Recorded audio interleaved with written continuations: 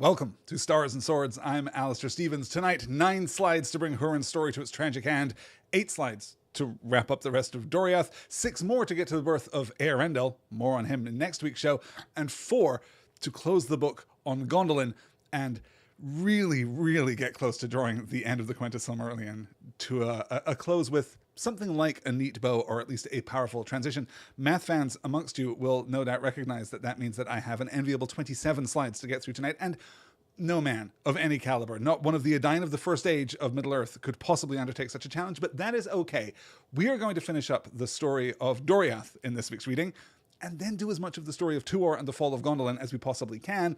Next week, we will wrap up Tuor's story and move through Eärendil's story, and I guess the War of Wrath too, because we have to get to the end of the series. It has to happen. This is episode 22 of our Silmarillion series, and far be it from me not to properly honor and mark such a special occasion as the 22nd episode in a series that is supposed to have run like 10 episodes. That was what the plan was when I started Stars and Swords. And I'm not sure we're ever going to do another series this long again in the Stars and Swords format, that we are certainly going to take many weeks to talk about the works of Professor Tolkien. Let's get into it, because as the number suggests, as those 27 slides for 2 whole chapters suggest, we are going to zoom out a little bit as we move through tonight's reading. We're kind of backing away from the very close to the ground story of Turin Turambar, and we're also pivoting in our tone. We are going to leave behind the Anglo-Saxon trappings of Turin Turambar's story, and we're going to return, well, largely return to a more traditionally Quenta Silmarillion-y elvish story. We're going to kind of reset back to that kind of tone, but not entirely, because this chapter 2, and certainly the story of Tuor and the fall of Gondolin, has a very different tone than what preceded it. Partly that is because chapter 22 in particular is reconstructed by Christopher Tolkien during the editorial process for the Silmarillion, more so than the rest of the book, quite frankly. And when I say reconstructed, I really mean constructed, because he has written more of the material in chapter 22 than in the other preceding materials, because Professor Tolkien never really gives us a definitive fall of Gondolin. He never really expands that story out as fully, as richly as it deserves to be, which explains, on the one hand, why that chapter is so brief, and it really is brief, as we'll see as we move through it. But we'll also be able to discuss what Christopher brings to the tone of that chapter, and really the fall of Doriath, the end of Húrin's story, this tripartite chapter 21 that we're going to talk about first, really kind of sets the stage for that by acting as an intermediary between 20 and 22. Of course, 21 makes sense, acting as an intermediary between 20 and 22, but I mean like tonally too. You know what I mean? The other thing we're going to do as we move through, in particular, the first part of tonight's reading, is forcibly reassert what we know to be true of several of our most important players, including King Thingol of Doriath and including King Turgon of Gondolin, because again, the Anglo-Saxon influence, that Germanic influence, that Beowulfian influence of the story of Turin Turambar has kind of left us in an odd place vis-a-vis the elves of Beleriand, right? We're so close to the mannish perspective of Turin that we've lost something of our understanding of particularly the Noldor in Beleriand. So we're going to forcibly reset our understanding so that we can better track the actual changes that come in the next chapter or so, particularly in tonight's reading with Thingol. We're going to see perhaps Thingol's greatest moment and perhaps Thingol's worst moment, and we're going to talk about exactly how we are to understand the pivot, the change in Thingol's character as we move through this chapter. And yeah, as we watch the end of Beleriand, it's all going to fall apart as we move ahead. Glorfin David joining us here, and Travis joining us for the first live chat. Travis, so good to have you with us. Thank you for joining us tonight. So previously in the Silmarillion, Turin is dead. His sister wife Nienor and Niniel and their unborn child are dead. Brandir of the house of Haleth is dead. Glaurung the dragon is dead. Gwyndor and Ordreth and Findulis are dead. Belig Cuthalion has been dead for quite some time. The hidden city of Nargothrond has fallen, and things are looking grim for our heroes. If you think that is the largest death toll that we are going to see in the pages of the Silmarillion, buckle up. I'm now realizing, even as I wrote that note earlier today without realizing how much it sounds like the sequence in the first episode of the second season of Twin Peaks, May the Giant Be With You, right? Where we get this recitation of everything that has occurred in the season finale from season 1, and Cooper kind of blinks at the end. The Leo Johnson has been shot, Jacques Renault has been strangled, and so on. Agent Cooper looks around. Spoilers for the first season of Twin Peaks, I guess, but Agent Cooper looks around and says, "How long was I out?" Yeah, things are moving apace here as we get closer and closer to the end of the book. So let's steel ourselves and find out in the first part of this tripartite chapter how the story of Húrin ends. Let me call up our first slide for tonight and get right into it. So ended the tale of Turin-Turambar. But Morgoth did not sleep nor rest from evil, and his dealings with the house of Hador were not yet ended. Against them his malice was unsated, though Húrin was under his eye, and Morwen wandered distraught in the wild. Unhappy was the lot of Húrin. For all that Morgoth knew of the working of his malice, Húrin knew also, but lies were mingled with the truth, and aught that was good was hidden or distorted. In all ways Morgoth sought most to cast an evil light on those things that Thingol and Melian had done, for he hated them and feared them. When therefore he judged the time to be ripe, he released Húrin from his bondage, bidding him go whither he would, and he feigned that in this he was moved by pity for an enemy utterly defeated. But he lied, for his purpose was that Húrin should still further his hatred for elves and man ere he died. Then, little though he trusted the words of Morgoth, knowing indeed that he was without pity, Húrin took his freedom and went forth in grief, embittered by the words of the Dark Lord, and a year was now gone since the death of Turin his son. For 28 years he had been captive in Angband, and he had grown grim to look upon. His hair and beard were white and long, and he walked unbowed, bearing a great black staff, and he was girt with a sword. Thus he passed into Hithlum, and tidings came to the chieftains of the Easterlings that a great riding of captains and black soldiers of Angband over the sands of Amthauglas, and with them came an old man as one who was held in high honour. Therefore they did not lay hands on Húrin, but let him walk at will in those lands, in which they were wise, for the remnant of his own people shunned him because of his coming from Angband as one in league and honour with Morgoth. Travis here tempting me to essay into a tangent already this evening. Travis writes in the YouTube chat here, interesting, I feel that Turin feels very Greek, at least for Tolkien, as opposed to Beowulfian. I think you're completely right? When we consider, let me come back to my camera here and discard that slide for just a moment. When we consider tragic stories, right, we absolutely come back to that Greco-Roman, by which I mean primarily Greek tradition. It is there that we find the foundations of this kind of story, but there are elements of fate and chance and active malevolence. I discussed a little last week that one of the things that differentiates Turin's story in the span of the Silmarillion is this active present malevolence of Morgoth, right? He is taking a very active and destructive interest in the life of everyone close to Húrin and the House of Hador in general. So in that way, I think we can distinguish a little bit, but I mean, Anglo-Saxon tragedy, for want of a better word, Germanic tragedy, Finnish tragedy, right? We can go back to the Kalevala there as well. Those narrative modes are absolutely influenced through the early medieval period by Greek tragedies. They're absolutely influenced by the ways in which Greek tragedy, particularly Greek tragedy, Greek narrative in general, but tragedy in particular, forms a kind of functional, ubiquitous foundation for all of Western narrative, right? Like much of our understanding of how stories work, much of our understanding, the things which seem innate to narrative to us in the West, for want of a better term, these things are rooted in very conscious choices by Greco-Roman, again, largely Greek, poets and tragedians, right? Tragedians, I suppose. Because, you know, when you think of the rule of threes, for example, when you think of, you know, Aristotle's unities of time, of place, of plot, then you're thinking about things which feel foundational, which feel innate, which feel ordered to us, but are simply a product of the cultural seeding of those kinds of narratives into all the various cultures across Europe, the kind of Greek cultural diaspora of that period, again, filtered and refracted through the subsequent Roman diaspora too.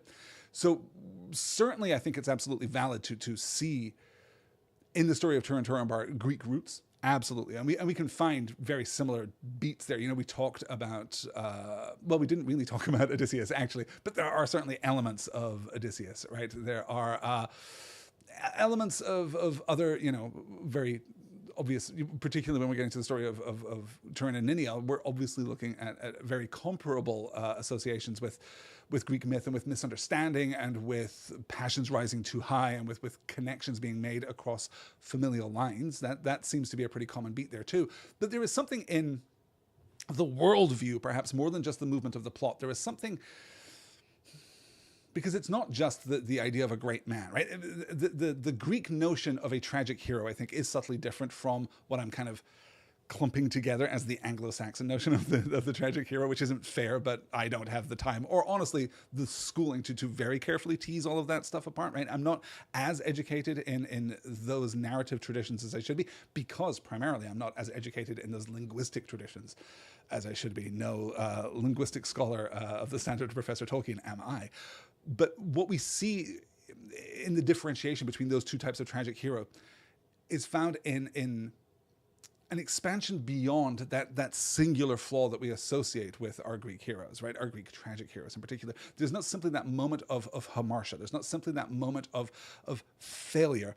It is a deeper and more endemic problem that is usually aggravated by a more combative external world, and usually a supernaturally inflected external world too, right? Which is, perhaps a strange line to draw here as we're moving through ancient Greek tragedies in the very active presence of gods seeking at the very least mischief, if not outright, malevolence and ruin. But I think that there is a textural difference between the two. But absolutely, Travis, you're completely right. I mean, we find within the roots of all of these things those oldest ancient Greek traditions. Let's come back then to the slide. Thank you for that, Travis, starting the show already a little on the back foot there. Let's talk a little then about Húrin. The canonical date of the release of Húrin from the imprisonment of Morgoth is 500 of the years of the sun. The two things to note here, I suppose, are the awareness of Húrin has been granted by Morgoth in order to torment him, but it is crucially limited. It's demonstrably incomplete, or at least by implication incomplete. We know that Morwen wanders distraught in the wild, but it also doesn't seem as though Húrin knows exactly where Morwen is wandering distraught in the wild.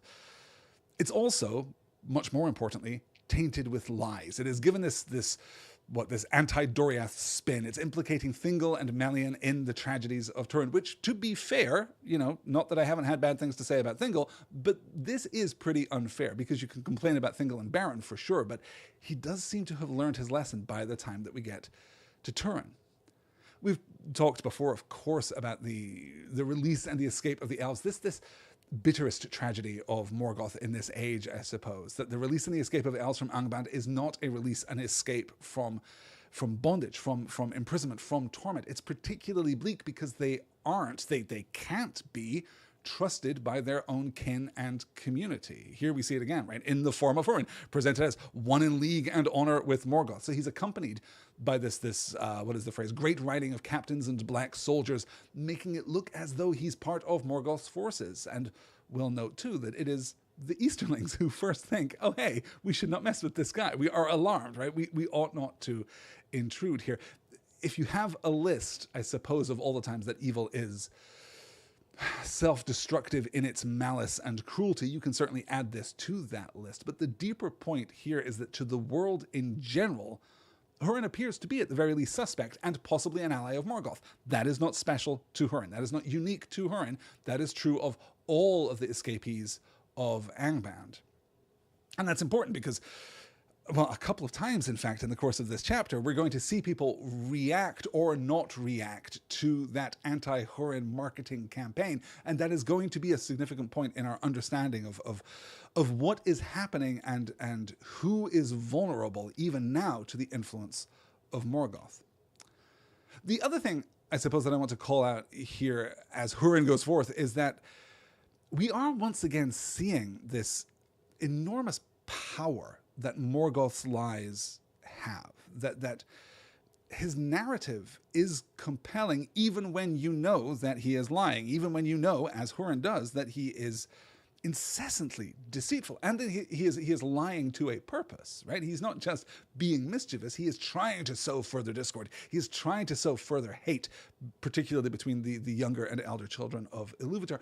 And I'm reminded here, of course, of Fëanor, who we haven't mentioned in a few weeks, but who also, back in Aman, believed himself, partly because of his hatred of Melkor, as Morgoth was known then, partly because of his hatred, Fëanor believed himself to be exempt from the lies that Morgoth was spreading, this propaganda campaign that's happening among the Noldor in Aman. And even as he believes himself, proclaims himself to be immune to those lies, Feanor's falling for it. He's repeating the talking points. He's internalizing this propagandistic message that is put forth by Morgoth and is being relayed, reflected, echoed by the other Noldori around Feanor. So he's falling for it even as he thinks he's not falling for it. And we kind of see the same thing happening here. Little though he trusted the words of Morgoth, knowing indeed that he was without pity. Oh, I know you haven't let me go for no reason. I know you haven't let me go because I am vanquished. I know that you still have evil intent, thinks Húrin as he walks forth across the Anfalglith, surrounded by his escort of Morgoth's forces. He understands what is happening here, but still finds himself falling into these traps, still finds himself believing the talking points that have been given to him, believing the spin that Morgoth has very intentionally put on the history that he saw unfolding through Morgoth's eyes, heard through Morgoth's ears. So let's, Travis says, oh, Feanor, gross. I know, man, I try and keep it to a bare minimum, but he has to pop up from time to time. We're going to be talking a little bit, if we get far enough into tonight's reading, we are, of course, going to be talking a little bit about the Sons of Feanor, a story that has just been fallow for so long that when it comes back in its full power and its full magnitude and its full awfulness, it feels bracing. It feels to me like this cold wind. It is a very different kind of arrogance, a very different kind of aggression, I suppose, than we've seen recently, right? We're kind of accustomed to Morgoth the foe skulking away there up in Angband, but it's a little bit different. Glorfin David saying disinformation was a part of Tolkien's world as well as ours. Of course, right? This is one of the many ways in which it's very tempting to read parts of this story as being directly applicable. You know, of course, good Tolkien scholars that we're not going to fall into the trap of allegory. We're not going to start drawing one-to-one comparisons between Tolkien's work and the real history that he lived through, but he was certainly aware, I mean, absolutely, of the power of propaganda. And it's easy to think, therefore, of the Second World War or even the First World War to some extent. But remember that Tolkien is a product of the British Empire. He's born in South Africa. He is steeped in the power of narrative as a means of delivering political ends and a means of preserving political power. The story of the British Empire is the most powerful story told through the end of the 19th and the beginning of the 20th centuries. It is literally globally dominant. It is literally the most important story that there is in terms of shaping the geopolitical face of the earth. And Tolkien is steeped in it, particularly as an academic. That puts you in a very curious position in terms of existing within the fold of that power structure, that political structure, but also not being particularly empowered by that political structure, right? You're kind of a witness to the unfolding of the political reality of empire as was at that period. Yeah, we're going to be able to talk a little more about that as we get through, well, the ruin of Gondolin in particular. Let's keep moving forward and talk about Húrin going south here, a relatively short slide that serves mostly as a celebration of Tolkien's unalloyed skill as a writer. Thus his freedom did but increase the bitterness of Húrin's heart, and he departed from the land of Hithlum and went up into the mountains. Thence he descried far off amid the clouds the peaks of the Chrysaegrim, and he remembered Turgon, and he desired to come again to the hidden realm of Gondolin. He went down therefore from Ered Wethrin, and he knew not that the creatures of Morgoth watched all his steps. And crossing over the Brithiath, he passed into Dimbar, and came to the dark feet of the Acoriath. All the land was cold and desolate, and he looked about him with little hope, standing at the foot of a great wall of stones beneath a sheer rock wall. And he knew not that this was all that was now left to see of the old way of escape. The dry river was blocked, and the arched gate was buried. Then Húrin looked up to the grey sky, thinking that he might once more descry the eagles as he had done long ago in his youth. But he saw only the shadows blown from the east, the clouds swirling about the inaccessible peaks, and he heard only the wind hissing over the stones. You know, we have talked a lot lately about the power of Tolkien's short, punchy sentences, right? And Morgoth came. He can do more in 3 words at the end of a long, long paragraph than most writers even today can do. But there's also an inarguable power when he lays out a landscape for us, as he does relatively infrequently, as I've mentioned before. If you're not a Tolkien reader, you would think from the common consensus that it's just pages and pages of landscape description, and it's actually relatively rare to get something like this, to really situate a character in a spatial and temporal location, to really give them the specifics of that environment. But here, tragically, we see this of Húrin, who wants to reach Gondolin, of course, because it is to him a place of peace and of protection, a place, for those of you who have been struggling to keep track, because this was weeks and weeks ago that we discussed this, a place where Húrin spent time with his younger brother, Húor, after being rescued by the eagles and brought there as young men. That was 42 years ago. And that's not all, of course, because remember that it's Húrin and Húor who meet with Turgon at the Nirnaeth Arnodiad and protect the rear guard of the Gondolindrim so that they can retreat to Gondor. Turgon's safe withdrawal and, at some point, as we will discover, the subsequent collapse of the passage into Gondolin is kind of a direct consequence of Húrin's heroism. So it isn't perhaps unjustified for him to seek entrance to Gondolin, or even to hope that the eagles might help him again, as they did before. And indeed, as we will see in the next slide, the eagles do in fact see him here, but he's not thinking clearly. I think we can be pretty sure that Húrin Thalion, right, Húrin the Steadfast, would not behave as recklessly as this, would not behave as foolishly as this, would not believe that he went unwatched now through the lands that Morgoth seeks to subjugate, right? He knew not that the creatures of Morgoth watched all his steps. And maybe he doesn't know, but he should perhaps suspect. This is one of those moments where it's difficult to completely reconcile ourselves with Húrin's emotional state. That is going to be a challenge through this entire reading. By the way, I think that you can read him as being completely traumatized, as being basically broken by his experiences in Angband, and certainly as a study in PTSD, it is a compelling one as he moves from place to place here, as he revisits almost unintentionally, almost unconsciously, the sites of his family's greatest tragedies, right? As he moves across the world, kind of buoyed by the ebb and flow of history. It's easy, I think, to read that as a kind of post-traumatic response without ever wanting to do that awful thing which I've pushed back against in the past of slapping a modern clinical label onto something and then using that as an excuse to stop thinking about it. I do want to pay attention to what Húrin is feeling, and through that lens, what Húrin is doing. But certainly, it would feel familiar to us as people who may have been close to experiences with PTSD in the past. Let's quickly get on then to the Glorfin David is saying Descry took me a bit by surprise in contrast to the more common Ispai. Yeah, it is more archaic. It absolutely is. Again, this is one of those moments.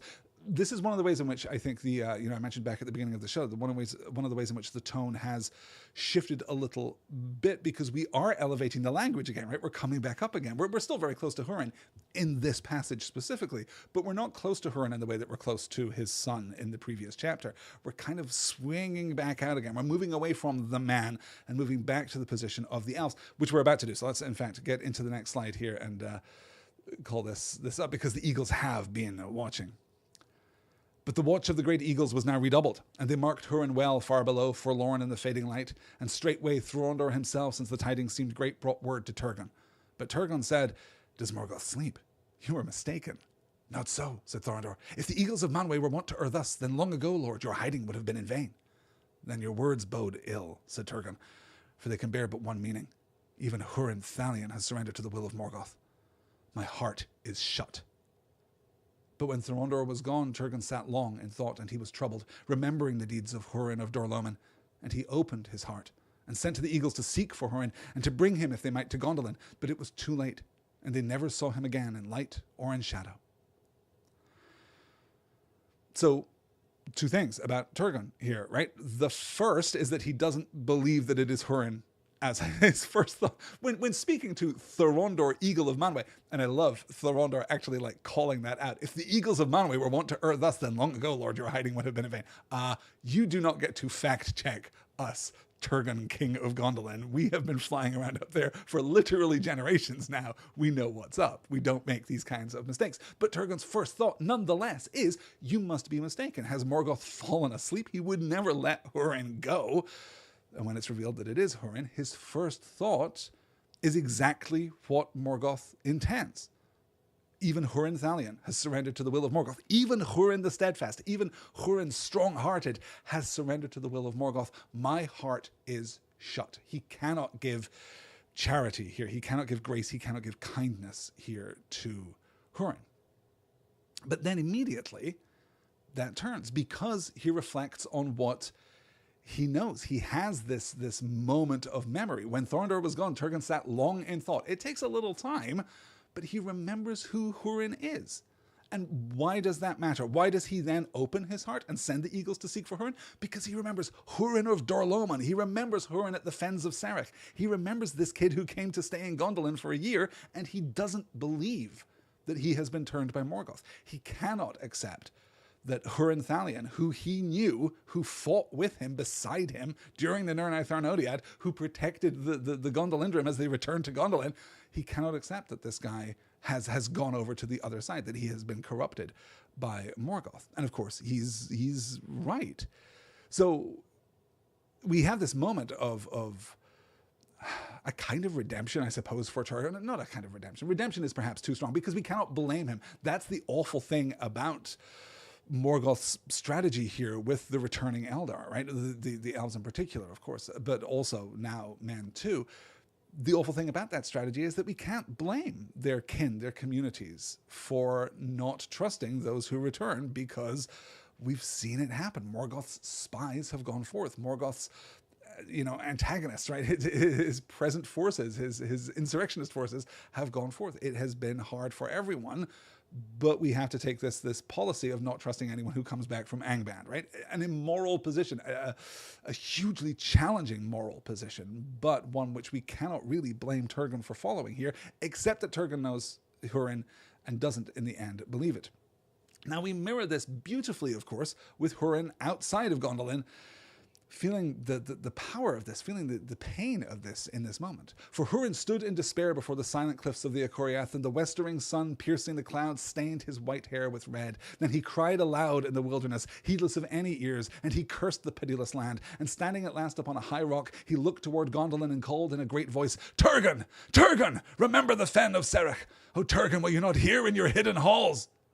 But there was no sound save the wind in the dry grasses. Even so, they hissed in Sarek at the sunset, he said. And as he spoke, the sun went behind the mountains of shadow, and a darkness fell about him, and the wind ceased, and there was silence in the waste. Yet there were ears that heard the words that Húrin spoke, and report of all came soon to the dark throne in the north, and Morgoth smiled, for he knew now clearly in what region Turgon dwelt, though because of the eagles no spy of his could yet come within sight of the land behind the encircling mountains. This was the first evil that the freedom of Húrin achieved.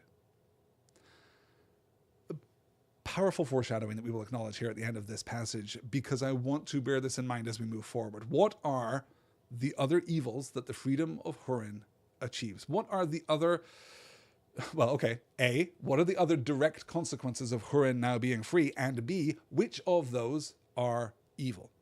Which, if any, are not? How do we judge the actions and the consequences of those actions of Húrin in the aftermath of his imprisonment in Angband? So we'll remember, as I mentioned before, that it is at the Fen of Sarek that Húrin and Huor stand with Turgon. It is at the Fen of Sarek, in fact, that Huor, brother of Húrin, gives his life. This is going to be so important as we move into the next chapter. He's slain with an arrow to the eye and dies with prophetic words on his lips, in effect. This is the moment when Húrin cries forth the Aure Enteluva, right? He cries forth the day shall come again, slaying 70 foes before he's overtaken and captured, which we're going to circle back to at the moment. Minor spoilers for the rest of tonight's discussion. We're going to circle back to this at the moment of Húrin's death, when he is credited as the mightiest of all the warriors of mortal men. One of those Tolkienian superlatives that we love so well. It's not Turin, it's not Beren, it's not Tuor, it's Húrin Thalion. He is the mightiest warrior. And we're seeing all of this powerful symbolism here as he is, staining his white hair with red as the westering sun goes down, right? As the sun now in the far west is bathing Valinor, the hidden land, the blessed realm, all the way to the west. But Húrin can't feel any of that power here, any of that grace here. Indeed, he is plunged into darkness by the setting sun, and as he is plunged into darkness, the wind ceases. The presence of Manwë ceases here for a moment, and there is silence in the waste. No one, perhaps, in all of the Silmarillion has been as isolated, as abandoned as Húrin Thalion in that moment. Let's keep moving forward because we have to deal, first of all, of course, with the return of Morwen. Let me, there we go. For Húrin stood in despair before the silent... Oh, I'm sorry. This is the same one. I have moved on my slide and not updated the screen. I do apologize. As darkness fell, Húrin stumbled from the rock and fell into a heavy sleep of grief. But in his sleep, he heard the voice of Morwen lamenting, and often she spoke his name, and it seemed to him that her voice came out of Brethil. Therefore, when he awoke with the coming day, he arose and went back to the Brithiach, and passing under the eaves of Brethil, he came at a time of night to the crossings of Teiglin. The night sentinels saw him, but they were filled with dread, for they thought they saw a ghost out of some ancient battle mound that walked with darkness about it. And therefore Húrin was not stayed, and he came at last to the place of the burning of Glaurung, and he saw the tall stone standing near the brink of Cabed Neidamarth. But Húrin did not look at the stone, for he knew what was written there, and his eyes had seen that he was not alone. Sitting in the shadow of the stone there was a woman, bent over her knees, and as Húrin stood there silent, she cast back her tattered hood and lifted her face. Grey she was, and old. But suddenly her eyes looked into his, and he knew her. For though they were wild and full of fear, that light still gleamed in them that long ago had earned for her the name Elethwen, proudest and most beautiful of mortal women in the days of old. You came at last, she said. I have waited too long. It was a dark road. I have come as I could, he answered. But you are too late, said Morwen. They are lost. I know it, he said. But you are not. But Morwen said, almost. I am spent. I shall go with the sun. Now little time is left. If you know, tell me, how did she find him?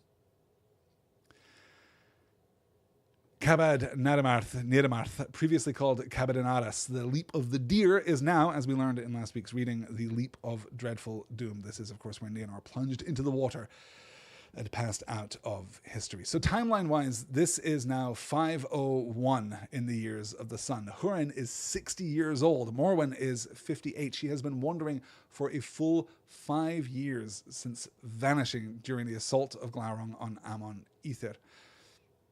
And we're going to talk a little about this exchange, the dialogue exchange between the two in just a moment as we get to its conclusion, I guess. But I do want to talk a little about the very opening of this passage because of, well, exactly those phenomena that I just noticed back at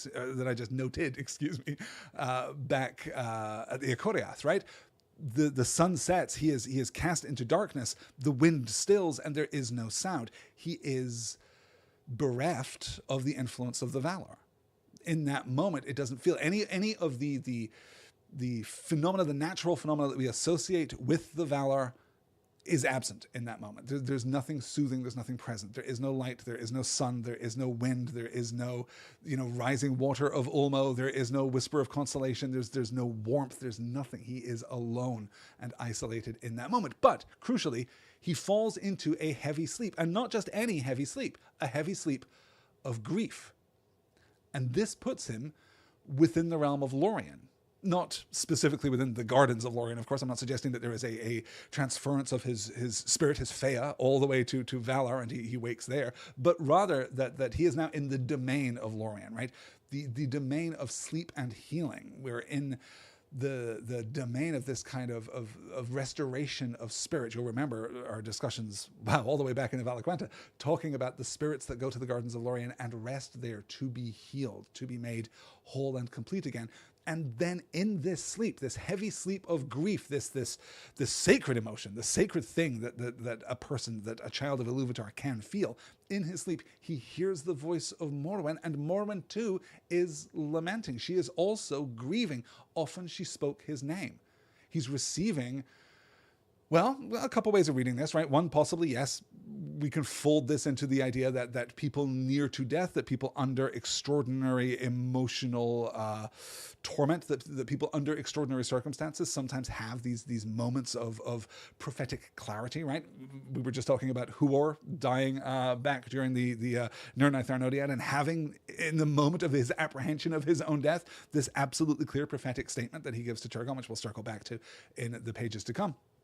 So we can perhaps attribute this to that kind of phenomenon, something that we have seen many times before in the pages of Tolkien's work, but also here, because of the sleep, because of the grief, because of the conspicuous absence of any of the trappings of the Valar immediately prior to this grief-filled sleep, I think we can also read this as a small extension of the power of the West, back into the heart of Húrin. In either case, he hears the voice of Morwen lamenting, and she's speaking his name, and he senses that she is in Brethil, so he goes there. He goes back to the Brithiach, he crosses, he comes through the forest of Brethil once again, comes to the crossings of Teiglin, where we're noting the Night Sentinels see him, but they leave him alone because he looks like a ghoul, a ghost, right? A ghost out of some ancient battle mound that walked with darkness about it. And so he comes untroubled to the place, right? He knows this place. He understands what happened here. He saw it all. He saw the burning of Glaurung. He knows what this stone has written upon it. But he also sees something else, which is the woman bent over, right? Bent over her knees. Grey she was and old, and suddenly her eyes looked into his, and he knew her, for though they were wild and full of fear, the light that still gleamed in them long ago had earned for her the name Elethwen, proudest and most beautiful of mortal women in the days of old. So she asks him, what happened, right? They are lost. She is almost lost. It is sunset right now. We are echoing in terms of the presence of the sun. We are echoing exactly where Húrin just was at the Akoriath, right? As the sun is setting, as the light is failing, that's where we are again. And Morwen knows that she shall go with the sun. Little time is left. If you know, tell me, how did she find him? And how, we might ask, does Húrin answer her? But Húrin did not answer. And they sat beside the stone and did not speak again. And when the sun went down, Morwen sighed and clasped his hand and was still. And Húrin knew that she had died. He looked down at her in the twilight, and it seemed to him that the lines of grief and cruel hardship were smoothed away. She was not conquered, he said. And he closed her eyes and sat unmoving beside her as the night drew down. The waters of Cabed Nidamarth roared on, but he heard no sound, and he saw nothing and felt nothing, for his heart was stone within him. But there came a chill wind that drove sharp rain into his face, and he was roused, and anger rose in him like smoke, mastering reason, so that all his desire was to seek vengeance for his wrongs and for the wrongs of his kin, accusing in his anguish all those who had ever had dealings with them. Then he rose up, and he made a grave for Morwen above Cabed Nidamarth on the west side of the stone, and upon it he cut these words, "Here lies also Morwen Elethwen." It is told that a seer and harp player of Brethil named Glirhuin made a song saying that the stone of the hapless should not be defiled by Morgoth, nor ever thrown down, not though the sea should drown all the land. And after indeed befell, and still Tor Morwen stands alone in the water beyond the new coasts that were made in the days of the wrath of the Valar. But Húrin does not lie there, for his doom drove him on, and the shadow still followed him. So counterpoint here, right? Well, okay, let's hesitate. I want to get into the counterpoint of the presence of the Valar here versus the absence of the Valar before, but of course I'm skipping over the most important thing. But Húrin did not answer. What do we make of this choice? Because he knows, right? We're not assuming, we're not crediting to Húrin a kind of genial ignorance of what unfolded in the life of his son and daughter in their final moments, or even their final, years together. Húrin did not answer, and they lay sat beside the stone and did not speak again. And when the sun went down, Morwen sighed and clasped his hand and was still, and Húrin knew that she had died. He looked down at her in the twilight, and it seemed to him that the lines of grief and cruel hardship were smoothed away. She was not conquered, he said. Now I take this to mean, partly because of this description of the lines of grief and cruel hardship, I take this to mean that Morwen has died without despair. That there is still within her something that was defiant of Morgoth. That there was within her something still that gleamed like hope. Hers was not taken from her as Nianor's was, as Turin's was, as Húrin's has been perhaps more completely than any man on earth, because he doesn't just fear what happened to his family, to his children in particular. He knows it for an absolute certainty. He witnessed it at such a remove that he could not in any way influence, but he witnessed it nonetheless. So we have to ask, I think, does his silence here preserve this hope of Morwen? Does it, or let's be less loaded than that, right? Does his silence save Morwen from the final despair that was experienced by her children in their final moments? And if it does, if that is in fact the consequence, and if that is in fact the reason, how do we weigh the morality of that? Do we think that Húrin has the right not to tell his wife what happened? That he has the right not to tell the mother of Turin and Nienor, what happened to them? Is that a generous act if it brings her a more peaceful death? Is it a generous act if it saves her from this final moment of torment? And I'm going to, of course, couple this, although we don't have time to go deeply into it, but I'm sure you will remember my discussion in last week's show about, the final fate of all of the children of Húrin, of all of the house of Húrin, in fact, is, of course, inevitably, inescapably, to elude Morgoth. Nienor is not now burdened by the curse of Morgoth anymore because she is dead, and Morgoth doesn't know where the souls of men go. So she is free, and Turin is free, and Morwen now is free. Is there a difference between, well, not perhaps the consequence of dying in hope and dying in despair? We don't get any sense throughout Tolkien's writings of any kind of judgment at the moment of death. We don't get any sense about any kind of qualification required in order to pass to a better version of an afterlife. There's no sense in Tolkien's writing of a purgatory, right? Sometimes we refer to the halls of Mandos ineloquently and inaccurately as a kind of purgatorial space for the elves, but they're not that, right? There's no sense in which the elves in the halls of Mandos are being purged of sin so they can be renewed and reborn into the world. That's not, according to any of the writing, what is happening in the halls of Mandos. And we certainly have no sense that such a purgatorial process would be applied to the souls of men. It might be, right? Tolkien was, of course, a Catholic, but we don't know for sure that is how he is envisioning the afterlife here. So I find this fascinating. We have so little to go on, but also it's impossible to escape the emotional impact of this moment.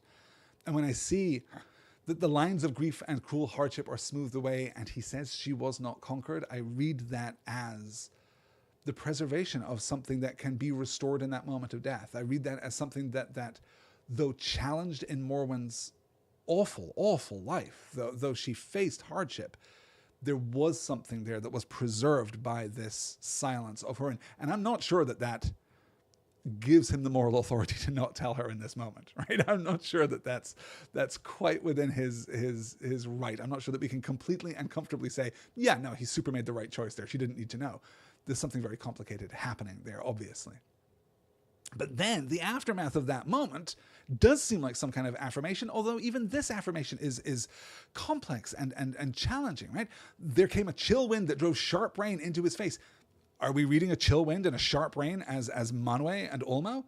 Well, no, not normally, right? That's not normally the ways in which their manifestations are realized within the span of Middle Earth. Winds, yes. Storms, yes. Waves, yes. Absolutely. We're going to see Ulmo's going to show up like a lot between here and the end of the book. I'll kind of bracket that out for us. But it's impossible to have this moment, particularly with the anger rising like smoke. It's been a long time since we talked about the associations between Melkor and fire, Morgoth and fire, but they are still present in the kind of the cosmological schematic, however you understand that. And when we have this moment of the wind rising, the air rising, and the water rising, and the anger rising like smoke, mastering reason, so that all his desire was to seek vengeance, it's hard not to read that as a contest of wills, a contest of influences, the one with the other, the Valar on the one side and Morgoth on the other. In any case, he's caught up in this anger, in this fury, in this in this desire to seek vengeance for all the wrongs and for the wrongs of his kin, accusing in his anguish all those who had ever had dealings with them, right? So he takes the moment to make the grave for Morwen above Cabed Nenamarth. Here lies Morwen, Elithwen. And then we pivot. This is the kind of pivot that we don't do in the Turin story, but it is the kind of pivot that we've done many times before in the pages of the Quenta Silmarillion in particular. We just pull all the way out. It is told that a seer and harp player of Brethil named Glirhuin made a song. Glirhuin is not going to show up again. We're not going to learn anything about this dude, except that he sang this song of the Stone of the Hapless. Hapless here again. Luckless, right? The unlucky, the stone of the unlucky, should not be defiled by Morgoth, nor ever thrown down, not though the sea shall drown all the land, as after indeed befell. Right? So even here, the Quenta Silmarillion as a text within the text is acknowledging the inevitable fate of Beleriand. Yeah, all of this is going to be swept away, and it's going to happen not too far from now, in fact, in the kind of, cosmological schematic here. It's just all going to be washed away, but not this. Tall Morwen shall stand. And this is in keeping, I think, with the kinds of graves that we have seen before. We've discussed this several times over now, right? Every time someone dies and is consciously interred, usually paren positive, sometimes paren negative, right? Because we have Fingolfin at Gondolin, of course. We have Finrod Felagund on the Isle of Tol Sirion, all the way in the northwest, that was previously the Isle of the Werewolves, right? He is laid there in repose, and we're told that those two places are sacred places. And in fact, right, the orcs just don't go there. Until Morgoth completely despoils the whole region, they are never going to be touched. But we also have the giant mass grave, the mound of the slain up in the Anfauglith, where grass grows. This repudiation of the devastation, of the desolation, to borrow a term, of Morgoth. So grave sites are important. They are consistently important. But how exactly we parse that, I think, is still honestly somewhat elusive. And it's a really interesting counterpoint as we get into this week's reading in particular, when we look at the people who die or leave without gravesites, the people who just vanish from the pages of history, including, of course, Nienor, who is not buried here. Turin absolutely is buried here. Nienor is not. She leapt into the waters and was swept away to who knows where. So there's a complicated thing happening here, but it is, as we note here, Tol Morwen that stands alone in the water beyond the new coasts that were made in the days of the wrath of the Valar. But Húrin does not lie there, for his doom drove him on, and his shadow still followed him. Excellent foreshadowing as we move forward there. Let's get to, let's get back to Nargothrond, because it is time for Húrin to start ticking some names off his list. Now Húrin crossed over Teiglin and passed southwards towards the ancient road that led to Nargothrond, and he saw far off to the eastward the lonely height of Amon Ruth, and knew what had befallen there. At length he came to the banks of Narog, and ventured the passage of the wild river upon the fallen stones of the bridge, as Mablung of Doriath had ventured it before him, and he stood before the broken doors of Felagund, leaning upon his staff. Here it must be told that after the departure of Glaurung, Mime the petty dwarf had found his way to Nargothrond and crept within the ruined halls, and he took possession of them, and sat there fingering the gold and the gems, letting them run ever through his hands, for none came nigh to despoil him from dread of the spirit of Glaurung and his very memory. But now one had come, and stood upon the threshold, and Mime came forth and demanded to know his purpose. But Húrin said, "Who are you, that would hinder me from entering the house of Finrod Felagund?" Then the dwarf answered, "I am Mime, and before the proud ones came from over the sea, dwarves delved the halls of Nulakizadin. I have but returned to take what is mine, for I am the last of my people." "Then you shall enjoy your inheritance no longer," said Húrin, "for I am Húrin, son of Galdor, returned out of Angband, and my son was Turim Turambar, who you have not forgotten. And he it was that slew Glaurung the dragon, who wasted these halls where now you sit, and not unknown is it to me by whom the dragon helm of Dorloman was betrayed." Kind of bracketing this passage here as he first looks eastward to the lonely height of Amon Ruth and knew what had befallen there, right? Which is, of course, the treachery of Mime. That's the capture of Turin and the taking of him from his outlaw encampment there. So, in any case, the dragon is defeated by a hero of men, and the dwarf is going through the hoard, letting the gold and the riches run through his fingers. But little does he know that Bilbo has already taken the Arkenstone as his 1/13th share, and the 5 armies are gathering outside the gate. It's not the most powerful moment of symmetry here in the works of Tolkien, but it is kind of undeniable. It is kind of, there is certainly something happening here. There is an echo here between Mime the petty dwarf, now I guess like self-styled king, right? Last of his line kind of makes him by default the king, and he's sitting here in the home that was theirs. I'm faltering on this. Nulu-Kizdin, a word that is not glossed by Professor Tolkien. We don't know what that means. Obviously, it seems in its format and kind of phonotactical structure kind of common to Khuzdul as we understand it, but we don't know the specifics of what that word means, though this is Mime kind of presenting again the story that he told previously of their lives, the lives of the petty dwarves in the caves that would become Nargothrond, and the role that they played in mining them out alongside the blue dwarves of the Ered Luin. So, this is Húrin's first time at Nargothrond, but he saw everything that was unfolding. We get that note of Amon Ruth there, and we're really setting the stage for Húrin's revenge tour of Beleriand, right? This is kind of what's driving us here. A revenge that is dispatched pretty swiftly on the next slide. Then Mim, in great fear, besought Húrin to take what he would, but to spare his life. But Húrin gave no heed to his prayer, and slew him there before the doors of Nargothrond. Then he entered in and stayed a while in that dreadful place, where the treasures of Valinor lay strewn upon the floors in darkness and decay. But it is told that when Húrin came forth from the wreck of Nargothrond and stood again beneath the sky, he bore with him out of all that great hoard but one thing only. Now Húrin journeyed eastward, and he came to the mirrors of twilight above the falls of Sirion, and there he was taken by the elves that guarded the western marches of Doriath, and brought before King Thingol in the 1,000 caves. But Thingol was filled with wonder and grief when he looked on him, and knew that grim and aged man for Húrin Thalion, the captive of Morgoth.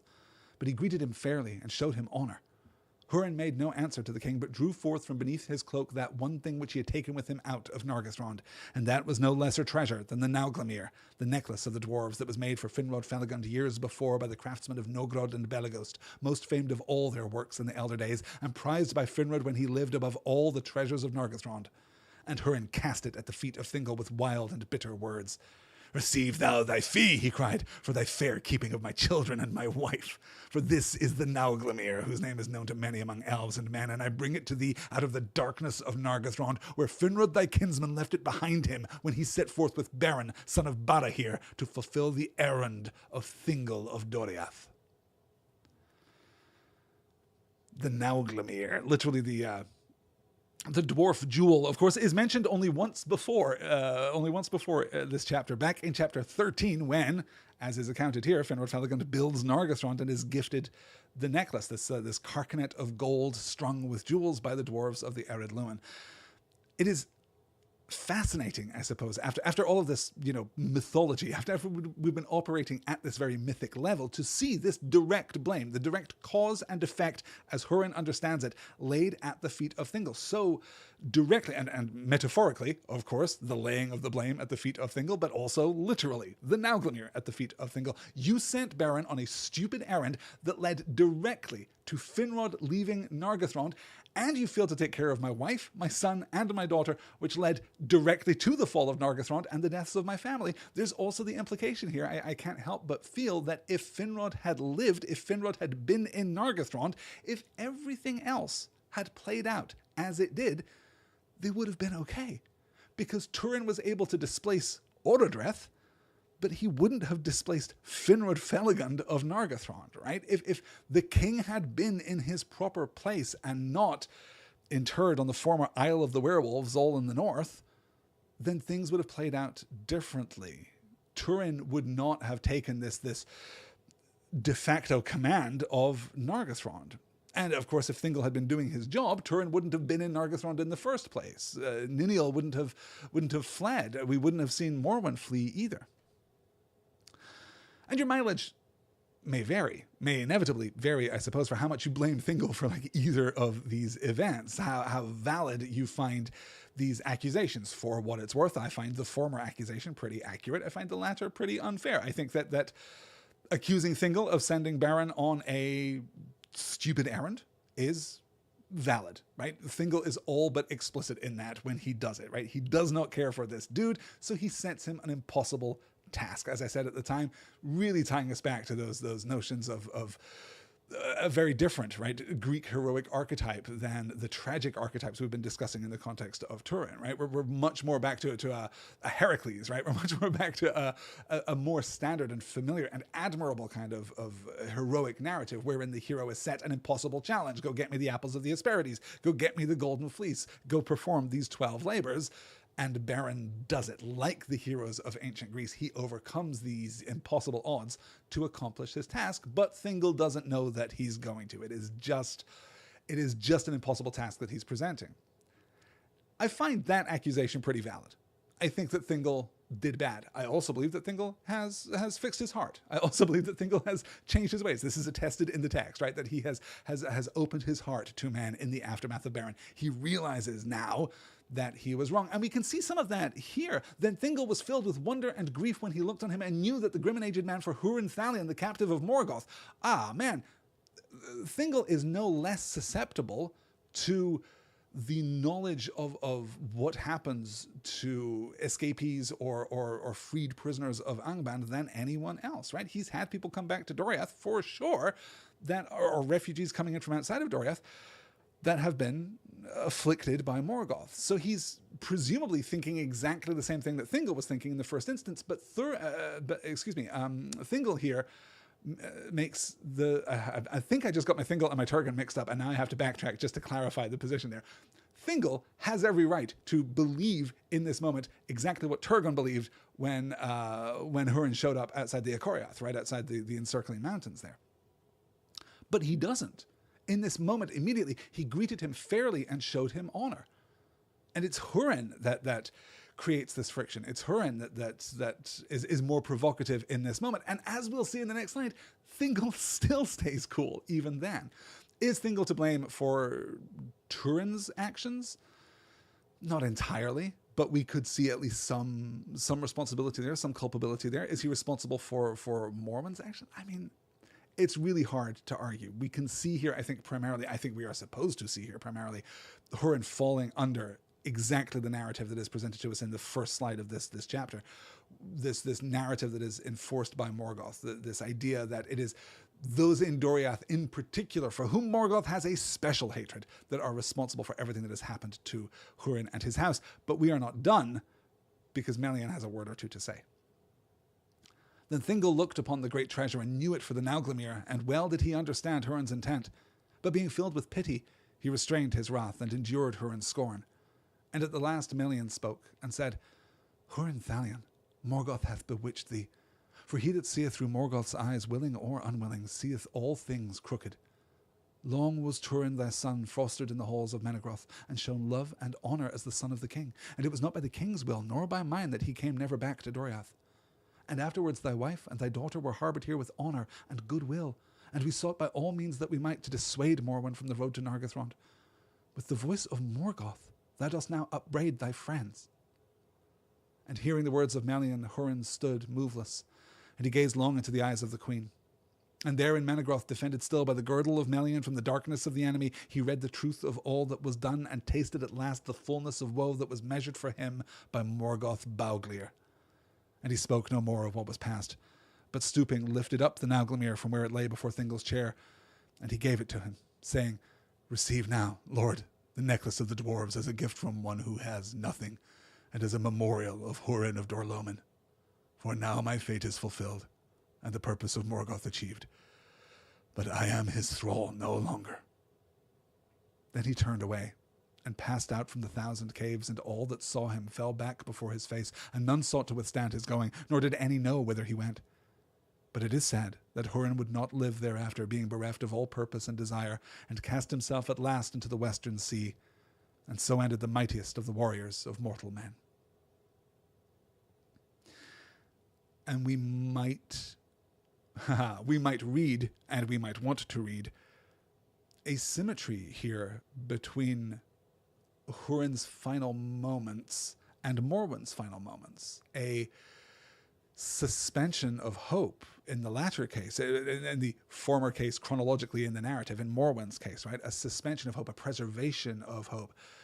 But here, something different, an inversion, the removal of a burden, the clarification, the lifting of a darkness from his shoulders.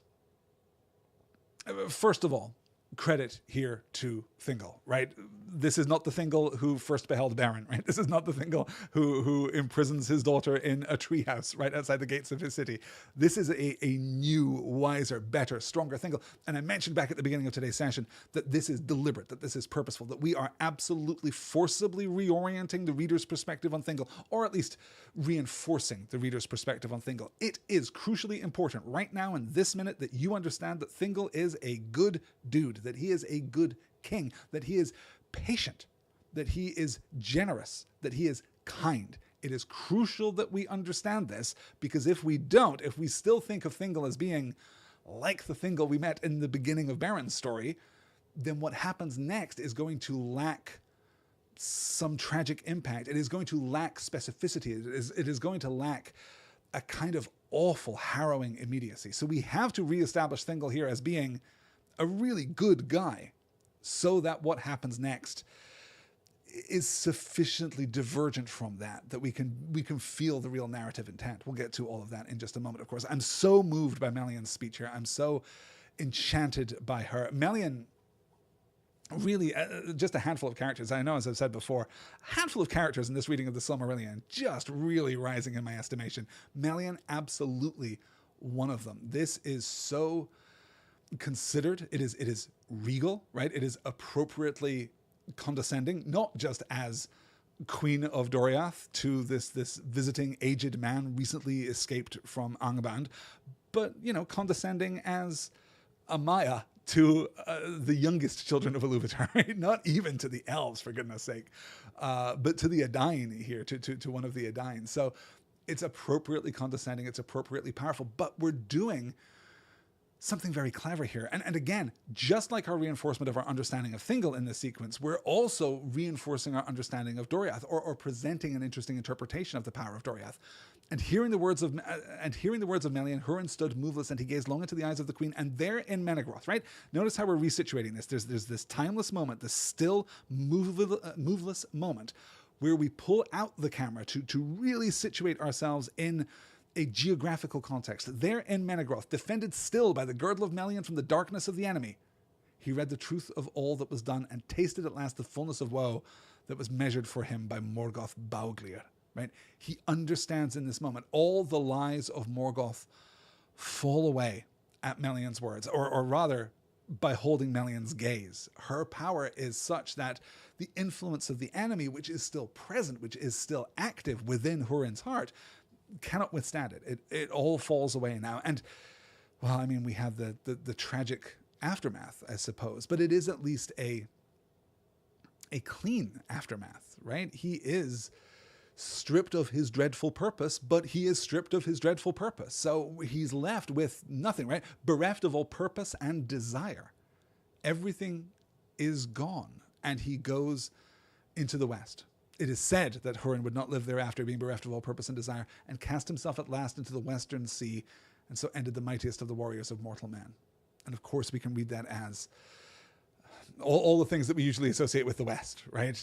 We can read it as a desire for Valinor. We can read it as a desire to commune somehow with Ulmo. We can read it as something more powerful. But crucially, I think what we're doing here, but by having him walk away, and by having some say that he walked into the west and threw himself into the sea, but, who's to say for sure? We're kind of liberating him from the moral judgment associated with Turin's suicide, if indeed there is a moral judgment associated with Turin's suicide. Your mileage may vary with that too. So, much like our understanding of Thingol being reoriented here, we're also reorienting our understanding of the girdle of Melian. It's not just that orcs can't come here.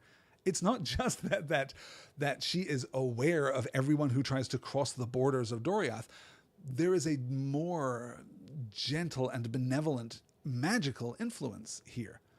It's the being of Morgoth that cannot exist here. It's the influence, the direct, the taint, the marring of Arda at Morgoth's hands cannot endure here, which raises some really interesting questions as we move into the next part of the story.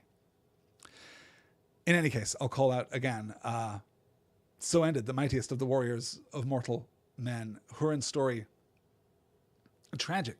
I mean, a different kind of tragedy, right? You can feel the gear shift in the narrative here. And I don't say that as a criticism. We are literally changing gears. We are literally telling a different kind of story about a different kind of dude. But we're wrapping up this story with something more like hope, more like forgiveness. There is here, unlike the story of Turin Turambar, where we have to look for the grace beyond the bound of Arda. We have to look for grace, if grace there is, in the embrace of Eru Iluvatar and whatever happens to men next. Here there is grace in the world. Here there is grace present. Not just Melian, though of course Melian, but also Thingol. Also acceptance, honor, kindness, patience, even there. You can imagine what would have happened if Beren had showed up at Thingol. If early era Beren had shown up and cast jewelry at the feet of Thingol and blamed him for everything that had gone wrong in his life. I think that Thingol probably would have reacted a little differently. But there is something new here, something more admirable in the King of Doriath, which is going to make everything that happens next all the worst. let's move on here. Yeah, Glorfin David saying, isn't Húrin like the third character to cast himself into the sea so far? You know, I was thinking that today, and I didn't go back and chart everyone. Casting into the sea, we also had some people lost in the sea. The thing about dying at sea, one of the strangest starts to a sentence I've ever had an hour into a podcast. The thing about dying at sea is exactly that ambiguity, right? Like, you are gone and you are definitely dead, but you're not definitely dead. There are always, particularly within the realm of Arda, with the power, the profound power of Ulmo, right? All the waters of Arda are his. And in fact, you know, we're going to be talking about Voronoi later in this reading, or possibly early in next week's reading, who survived in exactly the same way as anyone who casts himself into the sea might survive. Voronoi is the last survivor of that mission that Turgon sends when he's absolutely desperate in the aftermath of the Nirnaeth Arnodiad. He sends ships out to Valinor. Again, just please come and help us. We're sorry. Forgive us and intervene in this. And Voronoi is the only one who makes it back. And he makes it back explicitly because Ulmo buoys him on a wave and carries him back to shore and deposits him in Nevrast so that he can meet Tuor in the years to come. So there's always that ambiguity. Being gone is not the same as being dead. And I think you're right. You know, there is a kind of facetiousness to nitpicking these details, I think. And there is certainly an inclination to try and puzzle out an exact kind of cause and effect, or if not a cause and effect, a rigorous taxonomy of death within the world of Tolkien, right? What does it mean when someone throws themselves into the sea? Like, you can infer like the actual like content of their death, like the moral character of their death, and you may be able to. I haven't done the legwork. I haven't done the research to see if that's something that we can really sustain in terms of an investigative and analytical process. That would take a different kind of close reading than we're doing in this seminar series, but it is a kind of close reading that you can absolutely do with the Silmarillion.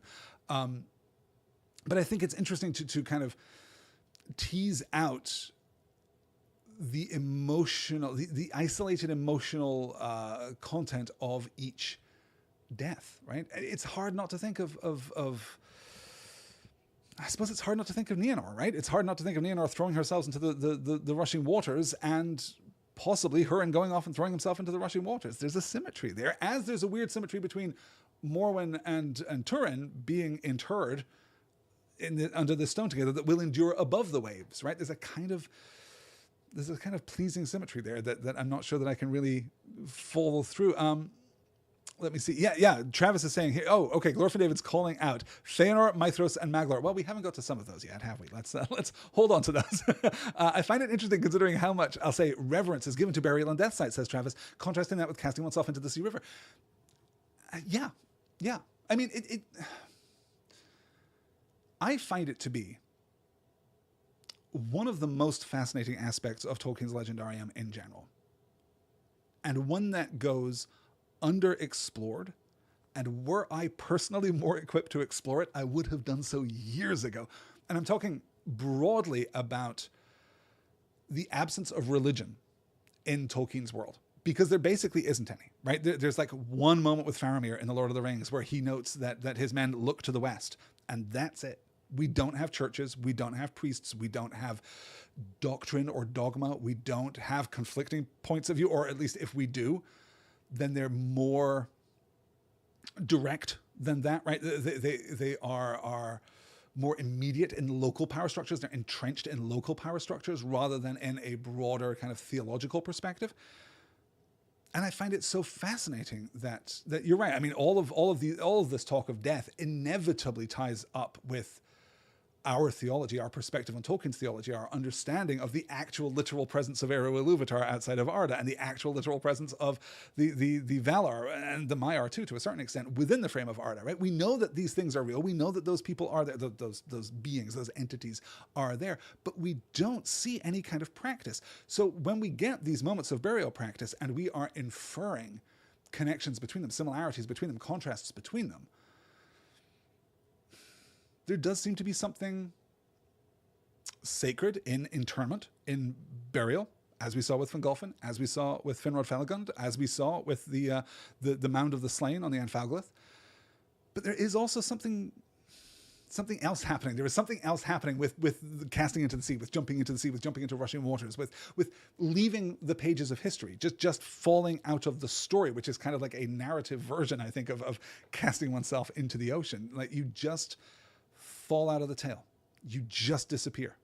And there is an ambiguity there that, particularly when coupled with this notion of the fate of elves within Arda and the fate of man outside of Arda, it's crunchy. It's undeniably a fascinating dichotomy, or if not a dichotomy, then at least like a kind of interactive contrast that's happening there. As I say, I myself am an insufficient theologian. I would have to first study theology before I could study the notable absence of theology in the works of Professor Tolkien, but I find it so completely fascinating. To the best of my knowledge, no one has written sufficiently on it, because I think that the people who are sufficiently interested and sufficiently invested and sufficiently knowledgeable to do that work generally kind of shrug their shoulders and say Catholicism, and kind of, there it is, ta-da. But that's, I think, not just insufficient, but is actually in stark contrast to a lot of what we get around burial rites, around the lack of actual worship, around the lack of any of the kind of beats and structures of Catholic faith that we usually assume. You know, we had this whole discussion about hallowing and what that means. What is consecration in the bounds of Arda? How are we to understand that? And it turns out that if our interpretation of the process of becoming hallowed is accurate, then it's wildly different than what we might assume the same thing to mean in Catholic traditions, in other Christian traditions, in other non-Christian traditions. It's fascinating, absolutely fascinating stuff. Yeah, Travis is calling out the Barrows here, which I think I want to put a pin in that and perhaps circle back to that. The Barrows are very complicated. The Barrows are very complicated for two reasons. The Barrows are very complicated because, on the one hand, the evil spirits, the Barrow Wights, are not the spirits of those who were interred in the Barrow. That seems clear from the text. But at the same time, we have Mary's dream of the prince that is interred in the Barrow, right? So there is still a kind of impression. And we're certainly familiar with the idea that great events leave their mark on the landscape, on the geography, on the pivotal places, right? It's not a simple thing to erase from the landscape of Middle Earth, whether we're talking about the First Age or the Third Age. It's not an easy thing to erase the impact of history, like the forcible, physical, emotional impact of history from the landscape. That is a large part, I think, of what Tolkien is unpicking as we move effectively from the Shire to Rivendell, right? We'll do it in other places in the Lord of the Rings too, right? Obviously, Moria, we're doing it extensively and explicitly there. We're doing it to a certain extent in Lothlorien, you know, a very different kind of approach, but a similar kind of approach. But the movement from the Shire to Rivendell is kind of it's a kind of archaeological process, right? Because we've got the Barradans, and we've got, you know, the existence of Bree, and we've got Weathertop, and we have this constant sense that we aren't just moving through geography, we are moving through history too. You guys are getting me distracted from the thrust of tonight's story, and we're not going to make it through this reading, so I'm going to rein this thing in. We're going to have the opportunity, I promise, to talk again about the Lord of the Rings and to talk about the Barrow-wights in particular, and to spend a long time talking about Tom Bombadil, because I really don't think he gets discussed enough. Okay, the big story here, though, is that, well, Húrin is dead is one big story, but the other big story is that the Nauglamir has been given to Thingol, taken from the depths of Nargothrond and given to the King of Doriath, and that probably seems like a good idea, right? Nothing bad could possibly happen. But when Húrin was gone from Menegroth, Thingol sat long in silence, gazing upon the great treasure that lay upon his knees, and it came into his mind that it should be remade, and it should be set with the Silmaril. For as the years passed, Thingol's thought turned unceasingly to the jewel of Feanor, and became bound to it, and he liked not to let it rest, even behind the doors of his inmost treasury, and he was minded now to bear it with him always, waking and sleeping. In those days, the dwarves still came on their journeys into Beleriand from their mansions in Ered Linden, and passing over Gallion at Sarnathrad, the Ford of Stones, they travelled the ancient road to Doriath, for their skill in the working of metal and stone was very great, and there was much need of their craft in the halls of Menegroth. But they came now no longer in small parties as aforetime, but in great companies, well armed for their protection in the perilous lands between Aros and Gallion. And they dwelt in Menegroth at such times in chambers and smithies set apart for them. at that very time, great craftsmen of Novgorod were lately come into Doriath, and the king, therefore summoning them, declared his desire that if their skill were great enough, they should remake the Nauglamir, and in it set the Silmaril. Then the dwarves looked upon the work of their fathers, and they beheld with wonder the shining jewel of Fëanor, and they were filled with a great lust to possess them, and carry them off to their far homes in the mountains. But they dissembled their mind, and consented to the task. So, the reason that I mention this reorientation or reinforcement of the reader's perspective on Thingol, and this new understanding that the reader is given on the girdle of Melian and the security of Doriath, is because both of those things are challenged on the very next page. Because it turns out that for all of his new civility, for all of his new kindness, for all of his new patience, for all of his new love of the younger children of Ilúvatar, Thingol has fallen under the spell of the Silmaril. As the years passed, Thingol's thought turned unceasingly to the jewel of Fëanor. He was minded now to bear it with him always, waking and sleeping. And the reason that I think that we emphasize how powerfully the girdle of Melian protects those within Doriath from the influence of the foe is to separate these two things. One, it's to give Húrin this cleansing moment so that he can come to his senses and make the choice that he wants to make about the end of his life. Absolutely, right? Let's not sideline Húrin here just to make this story all really about Thingol and his shiny stone. But nonetheless, we are distinguishing here between the influence of Morgoth on the one hand and the influence of the Silmaril on the other. As Glorfin David says, yeah, this doesn't look good. And if you're reading carefully here, Sarn Athrad, the Ford of Stones, will maybe jump out to you because it is introduced to us all the way back in Chapter 10 of the Quenta, the very first introduction of the dwarves. The first time the dwarves come into Beleriand, we get the words, Sarn Athrad, the Ford of Stones, where battle after befell. The foreshadowing is strong. We'll note the political reality here just to kind of account for how carefully Tolkien is setting this up. Because the world is more dangerous, because Eastern Beleriand even is more dangerous, because even the marches of Maethros are insufficient to prevent orcs from coming down into the eastern part of east of Doriath, into Eastern Beleriand, down toward Assyrian even.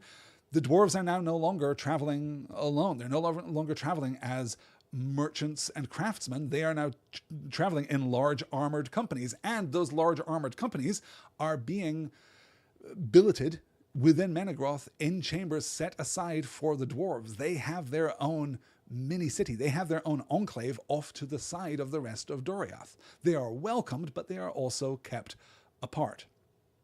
And of course, I'll just parenthetically add here that if you are inclined to do a Semitic reading of the dwarves, which, again, I've kind of covered this ground before, but if you're new to Stars and Swords, good luck starting with episode 22 of this discussion of the Silmarillion. I'll say that for sure.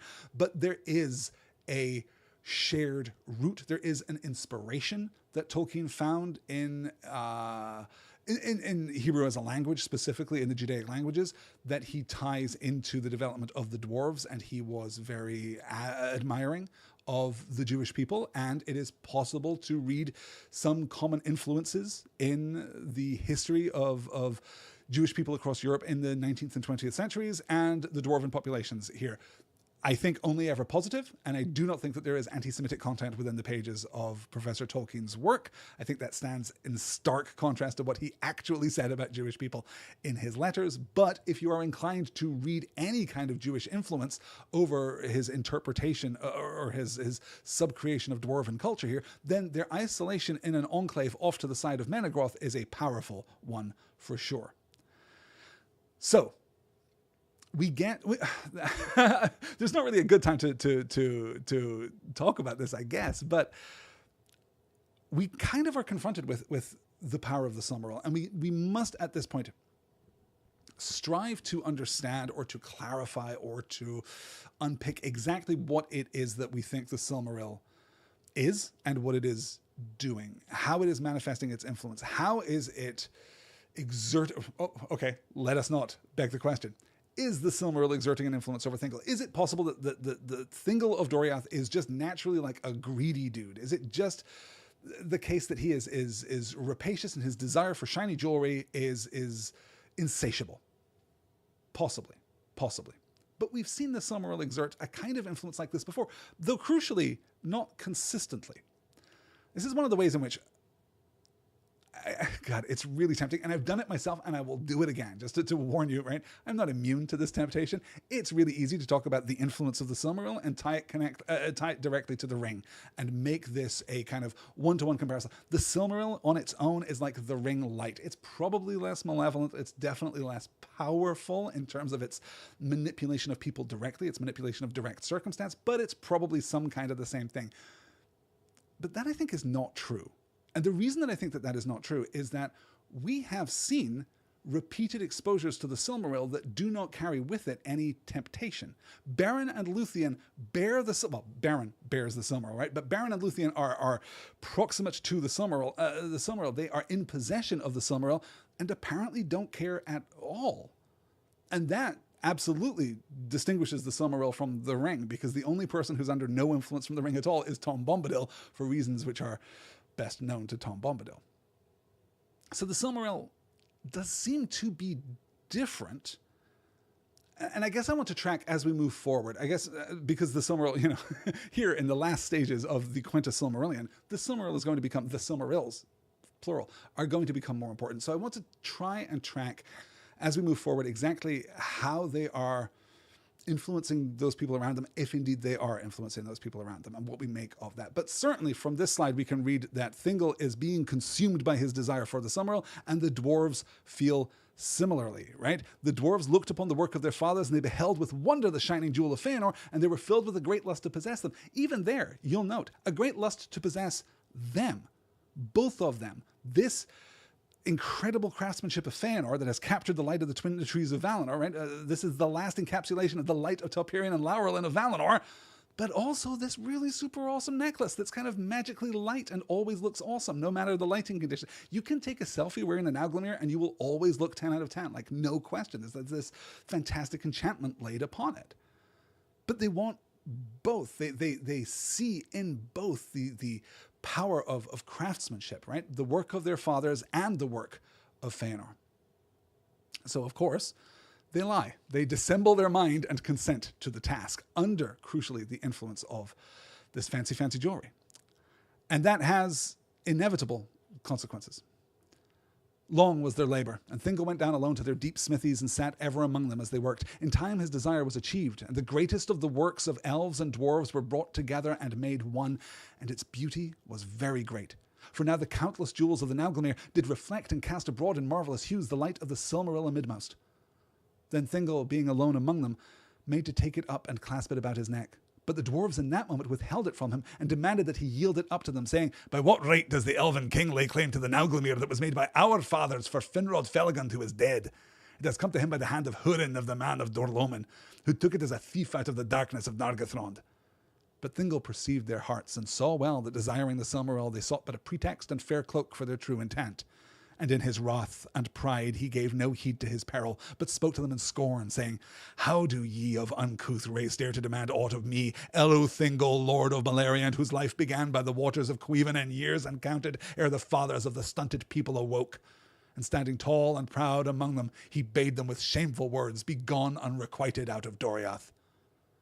Then the lust of the dwarves was kindled to rage by the words of the king, and they rose up about him, and laid hands on him, and slew him as he stood.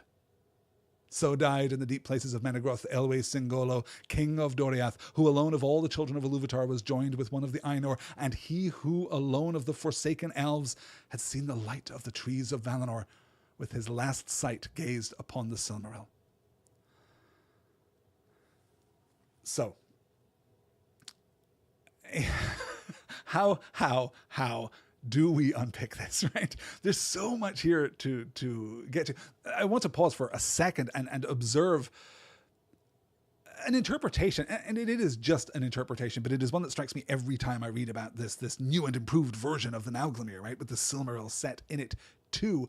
For now the countless jewels of the Nauglamir did reflect and cast abroad in marvellous hues the light of the Silmaril amidmost. I can't read that and not think of the central metaphor of Tolkien's poem Mythopoeia, right? His explanation of this subcreative impulse, the importance of making art, of telling stories, of crafting things of great beauty, that the only light of creation is that of God, but it is reflected prismatically through each individual artist. It is given color and variance and new beauty, new richness by us. That is why secondary creation is important, more than important, absolutely sacred. I can't read that, particularly here as we're talking about the greatest of the works of elves and dwarves. You know, we are going to hit this beat a few times before the end of this chapter, let alone before the end of the Quenta Silmarillion, let alone before the end of the Silmarillion as a whole. As we have said so many times, diversity is good, diversity is beautiful, diversity is special. We're going to see Dior is going to be listed as the most beautiful dude in the world because he is of Maiar and elf and man. He is unifying these different traditions, these different inheritances. Dior, the son of Baron and Luthien, of course, who we're about to revisit in the pages to come. But here, the works of elves and dwarves brought together and made one, and its beauty is very great. Its beauty is greater than the Nauglamir was by itself, and greater than the Silmaril was by itself.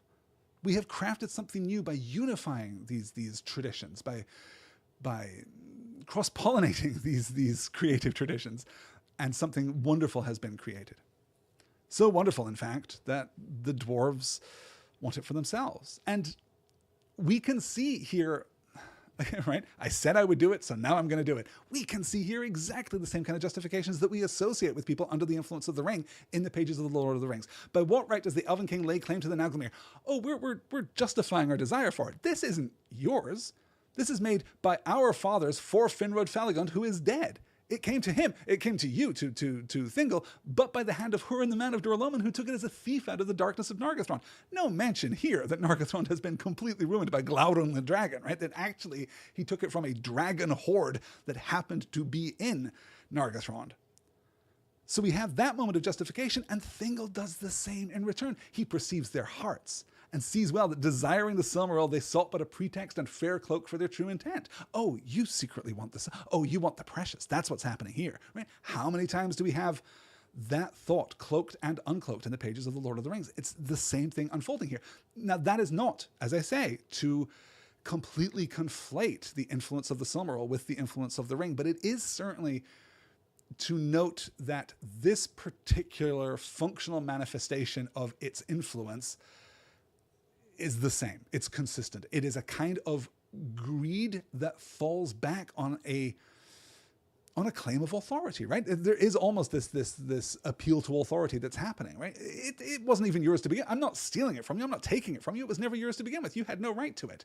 And Thingol seeing too, oh, you're claiming this because what you really want is to steal my gem, which is his somewhat dubiously, right? Again, it is I guess the Silmaril is his in exactly the same way and to exactly the same extent as the Nauglamir is his, right? Neither were crafted by him. Both were brought to him by men from the hands of people who shouldn't have had them in the first place, right? from Morgoth and from Glaurung, respectively. So it's easy to track that exact tension there, I think.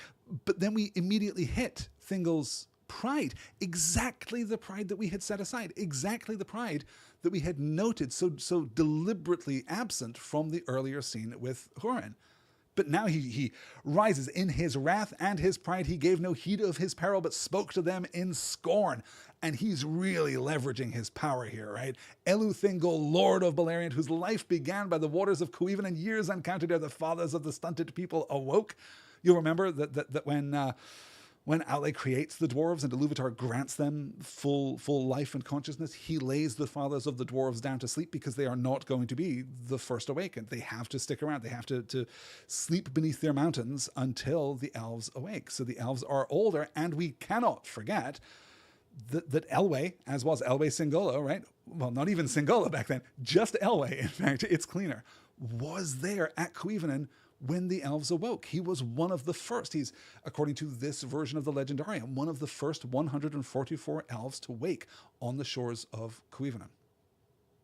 So he's leveraging all of that power, that grandeur, not just the power of being king, not just the power of being older, right? Though seniority certainly seems to have its advantages in the pages of Tolkien's work, but that kind of mythic quality, I was there from the beginning, and that mythic quality is just reinforced when we get this account. So died in the deep places of Menegroth Elwë Singolo, king of Doriath, who alone of all the children of Iluvatar was joined with one of the Ainur, and he who alone of the Forsaken Elves has seen the light of the trees of the Valinor, with his last sight gazed upon the Silmaril.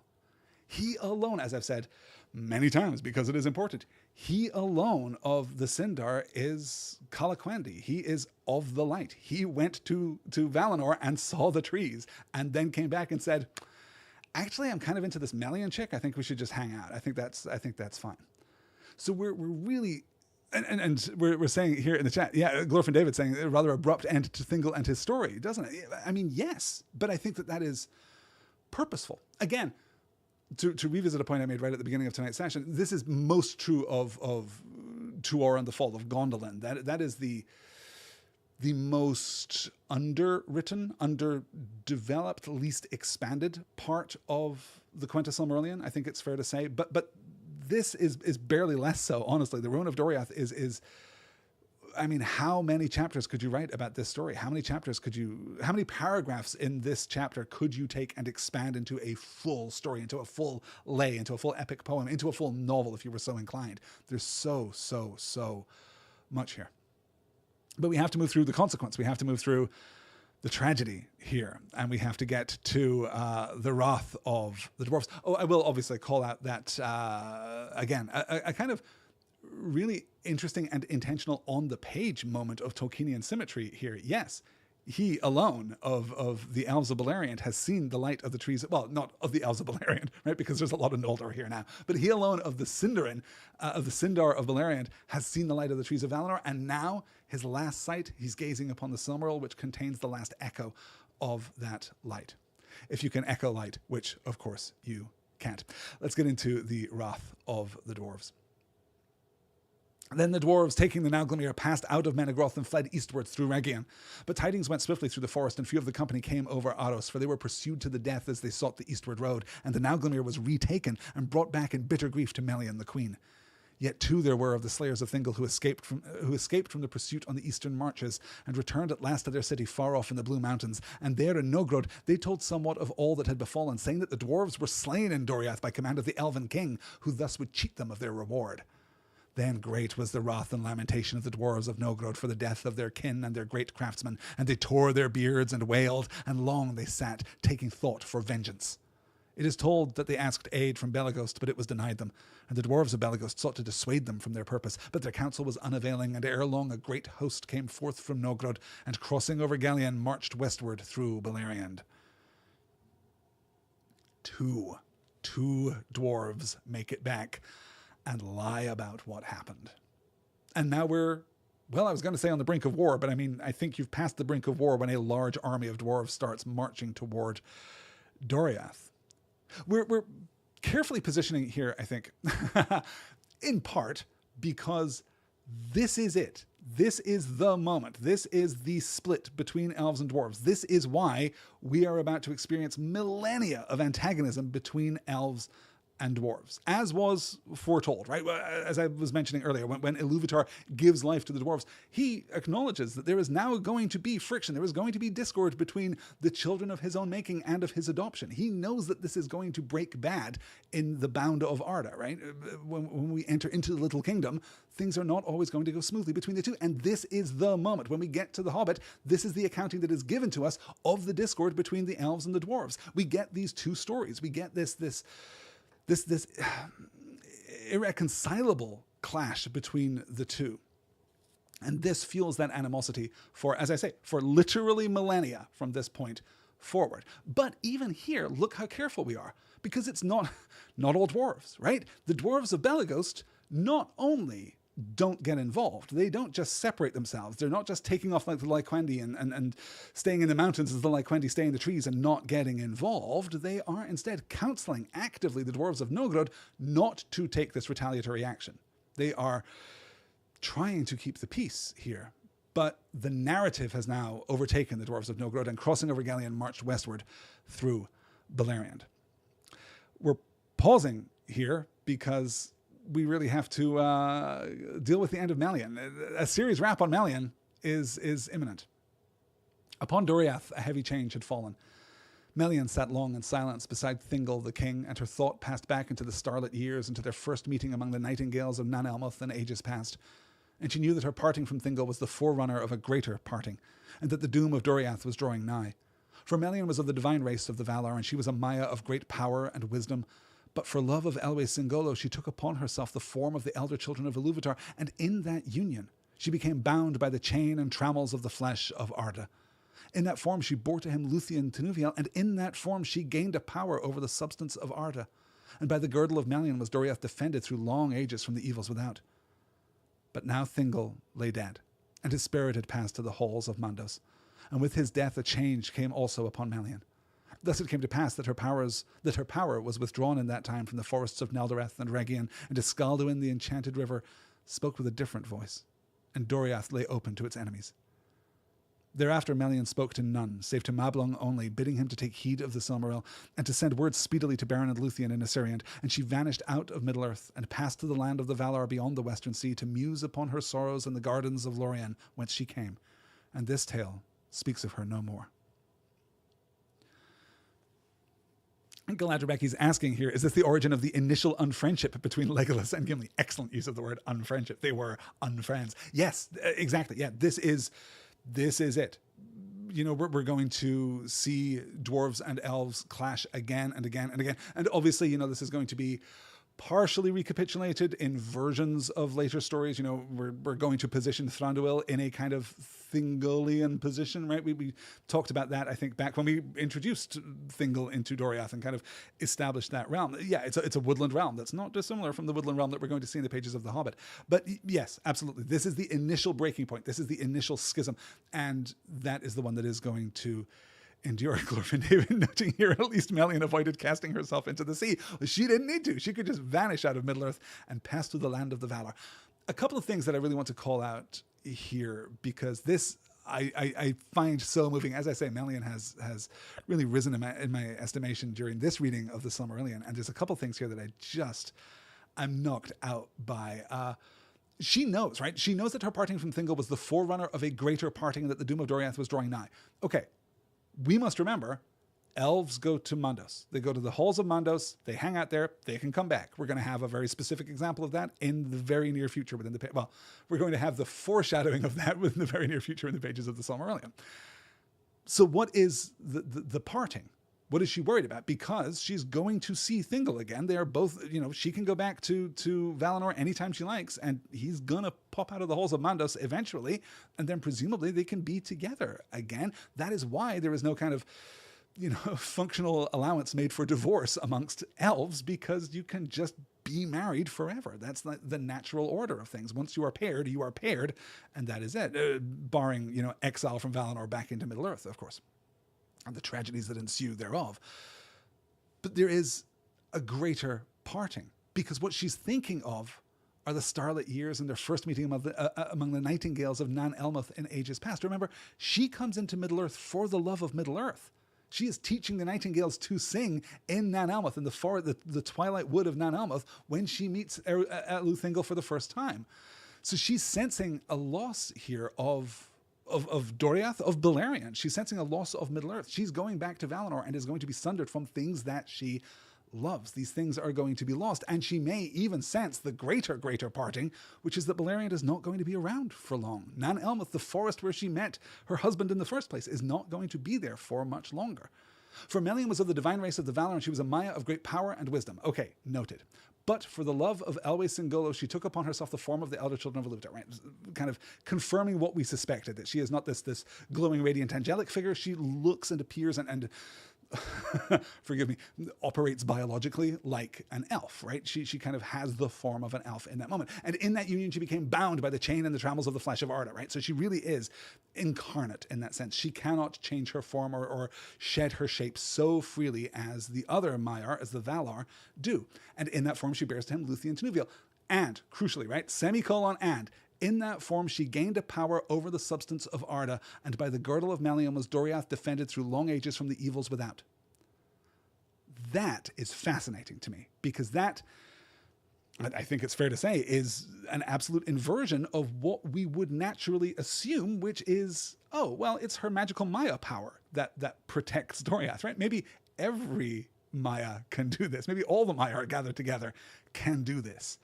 But it seems as though, I mean, explicitly in the text, in that form, she gained a power, right?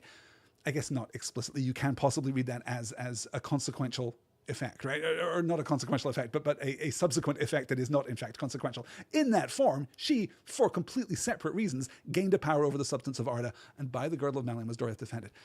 But now Thingol lay dead, and his spirit had passed to the halls of Mandos, and with his death a change came also upon Melian. Thus it came to pass that her power was withdrawn in that time from the forest of Naldoreth and Regan.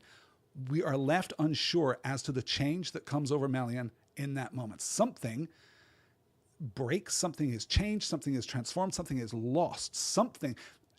It's fascinating to think that her power to guard Doriath, if we read this in that particular way, her power to guard Doriath comes in part from being in the form of an elf, or being a Maya in the body of in the body of an elf, right?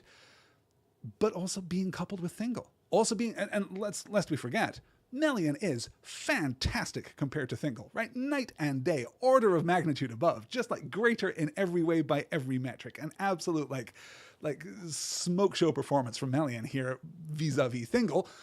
But Thingol is to, all other elves as Melian is to Thingol. He's spectacular. He is of the Calaquendi. He has seen the light. He was there by Cuivanen, as he points out to the dwarves in the previous slide. So there's a lot of power going here, and as this fades, as it passes, we see it fall away. Something here has been shattered. Something here has been lost. And I bring this up because, hey, would you believe that there's a criticism of one of Tolkien's female characters online? Would you believe that there's an online discourse that kind of blames Melian for what happens now? Why doesn't she just stick around? Why doesn't she keep Doriath safe? Why does she retreat to Valinor and let the dwarves come into Doriath? Why does she allow for the ruin of Menegroth? Isn't this selfish? Isn't this self-serving? Isn't this self-centered? And I think that it is not. I think that this is not a choice that she is making. Withdrawing the girdle of Melian, I think, is not a choice that she is making. It is a choice that she is making to go back to Valinor, right? To take refuge in the gardens of Lorien, to feel her grief, to muse upon her sorrows, as it's put so beautifully there. But I don't think it's her choice to withdraw the girdle of Melian. I don't think that her husband dies and she says, well, screw y'all, I'm out. I think that something special and sacred is sundered in that moment, and that she can't. I think it's simply that. I think that is what the text is trying to give us. And I acknowledge that there are perhaps different ways of interpreting, of performing close reading upon this text. And yes, it isn't as precise as I might like it, but I am emotionally and narratively satisfied, I think, honestly, by this understanding that it is the loss of Thingol that causes something to break or to falter within Melian. And I'm not just meaning something emotional. I don't just mean it is her heart that breaks so she doesn't care about Doriath anymore. Something in her power is gone now. And so she leaves to the land of the Valar beyond the western sea to muse upon her sorrows in the gardens of Lorien, whence she came, and this tale speaks of her no more. Galadriel Becky saying here in the chat, I always wondered whether the elves actually decide to come back. The description of the tragedy of elves' death seems to imply that many don't. But maybe it's like what you're saying here, that even if they do, they've lost something of the early days of Middle-earth that they had before they died. There are very few examples of, well, there's really very few notes on this subject at all, right? Miriel Cinderé, of course, Finwë is expecting her to return. This is the mother of Feanor, who gives her life up after after giving birth to Feanor, right? He has consumed too much of her life force. And she goes to the Gardens of Lorien, and everyone expects her to come back, and she just doesn't, which is, by implication at that point, completely unprecedented, right? That has never happened before. But it's also very likely that no elf has, well, I don't want to say that no elf has died, because, of course, simultaneous to this, the Avari are being taken by Melkor through this entire process and being transformed into orcs or whatever is happening over there on the fringes of the narrative, right? We can't really pin that stuff down with absolute accuracy. But maybe that process kind of separates them from the halls of Mandos, or maybe because there hasn't been at that point like an all-out war of orcs. Do orc souls show up in the halls of Mandos? One of the great unanswered questions, and when I say unanswered, I mean by Professor Tolkien too. We just don't know. Do they show up in the halls of Mandos? Can they be reborn as elves, if indeed in this version of the Legendarium they are elves? I don't know. We're going to see, of course, Glorfindel, who is one of the great captains of Gondolin, is going to explicitly die and then is going to explicitly return in the Lord of the Rings. It is painstakingly the same dude, right? Tolkien is very clear on the fact that it is the same, that is the mechanism. He went into the halls of Mandos, came back out. We have a couple of examples of that, but it's not what? Categorical. We don't know for sure. We don't know what the flow chart is. We don't know what the conditions are. We don't know what the criteria are for making that choice or for not making that choice. We don't know. Maybe there are thousands upon thousands upon thousands of elves who just hang out in the halls of Mandos watching the new tapestries as Vede crafts them, right? It's the best show in the world. They're just watching the history of Middle-earth unfold right there on the walls of the halls of Mandos. Maybe that's it. Maybe they don't return. The only other one that we know for sure doesn't return is Feanor. We know that he doesn't come back until the end of time. He doesn't come back until the final battle. Yeah, but we'll maybe have an opportunity to talk a little more about him as we go. Yes, exactly. Glorfindel being called out there. And Travis adding another, Feanor. I know. Just leaving the stain upon Valinor wherever he walks.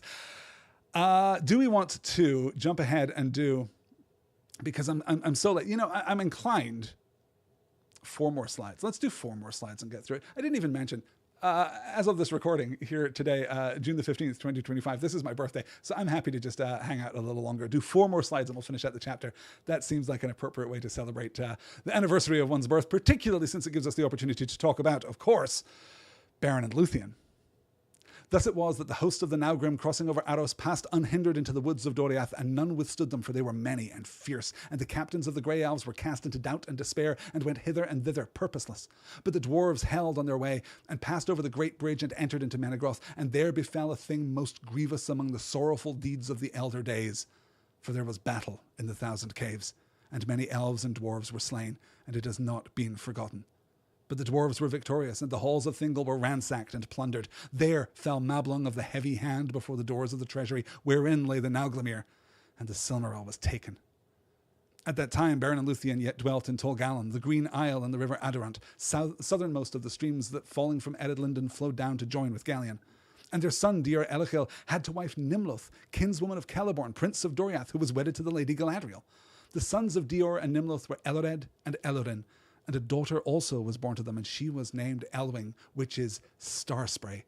For she was born on a night of stars, whose light glittered in the spray of the waterfall of Lanthir Lamath beside her father's house.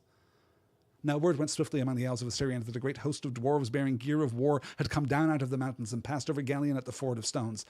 These tidings came soon to Beren and Luthien, and in that time also a messenger came to them out of Doriath, telling of what had befallen there. Then Beren arose and left Tol Galen, and summoning to him Dior his son, they went north to the river Ascar, and with them went many of the green elves of Assyrian. Travis says in the chat it's his birthday too. Happy birthday, Travis. Fantastic. Excellent.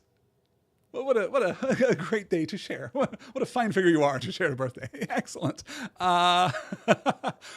Beren and Luthien, just crashing back into the narrative. It's not the only moment that we're going to get. Well, I guess now it is the only moment that we're going to get in this week's reading, but we're also going to get a moment in next week's reading that feels like a, Marvel Cinematic Universe kind of nod to another film in the franchise, right? We're going to have that moment in next week's reading when Tuor glimpses Turin as he's dashing north to Dor-Lomin again, and we have this moment of interconnection. But it feels very much, this is the post-credit sequence. This is Beren, we do the story of dwarves crashing into Menegroth, and there's destruction. Mablung of the Heavy Hand, who's been in the narrative for so long now, who you'll remember was introduced alongside Beleg, right? Beleg and Mablung are introduced at the same time, and now Mablung has fallen too. The Silmaril is taken. You can imagine cinematically, right? The close, the fade to black on the hollow space where the Silmaril was, and you hear the footsteps of the dwarves retreating, and then you have the credits and the post-credit sequences.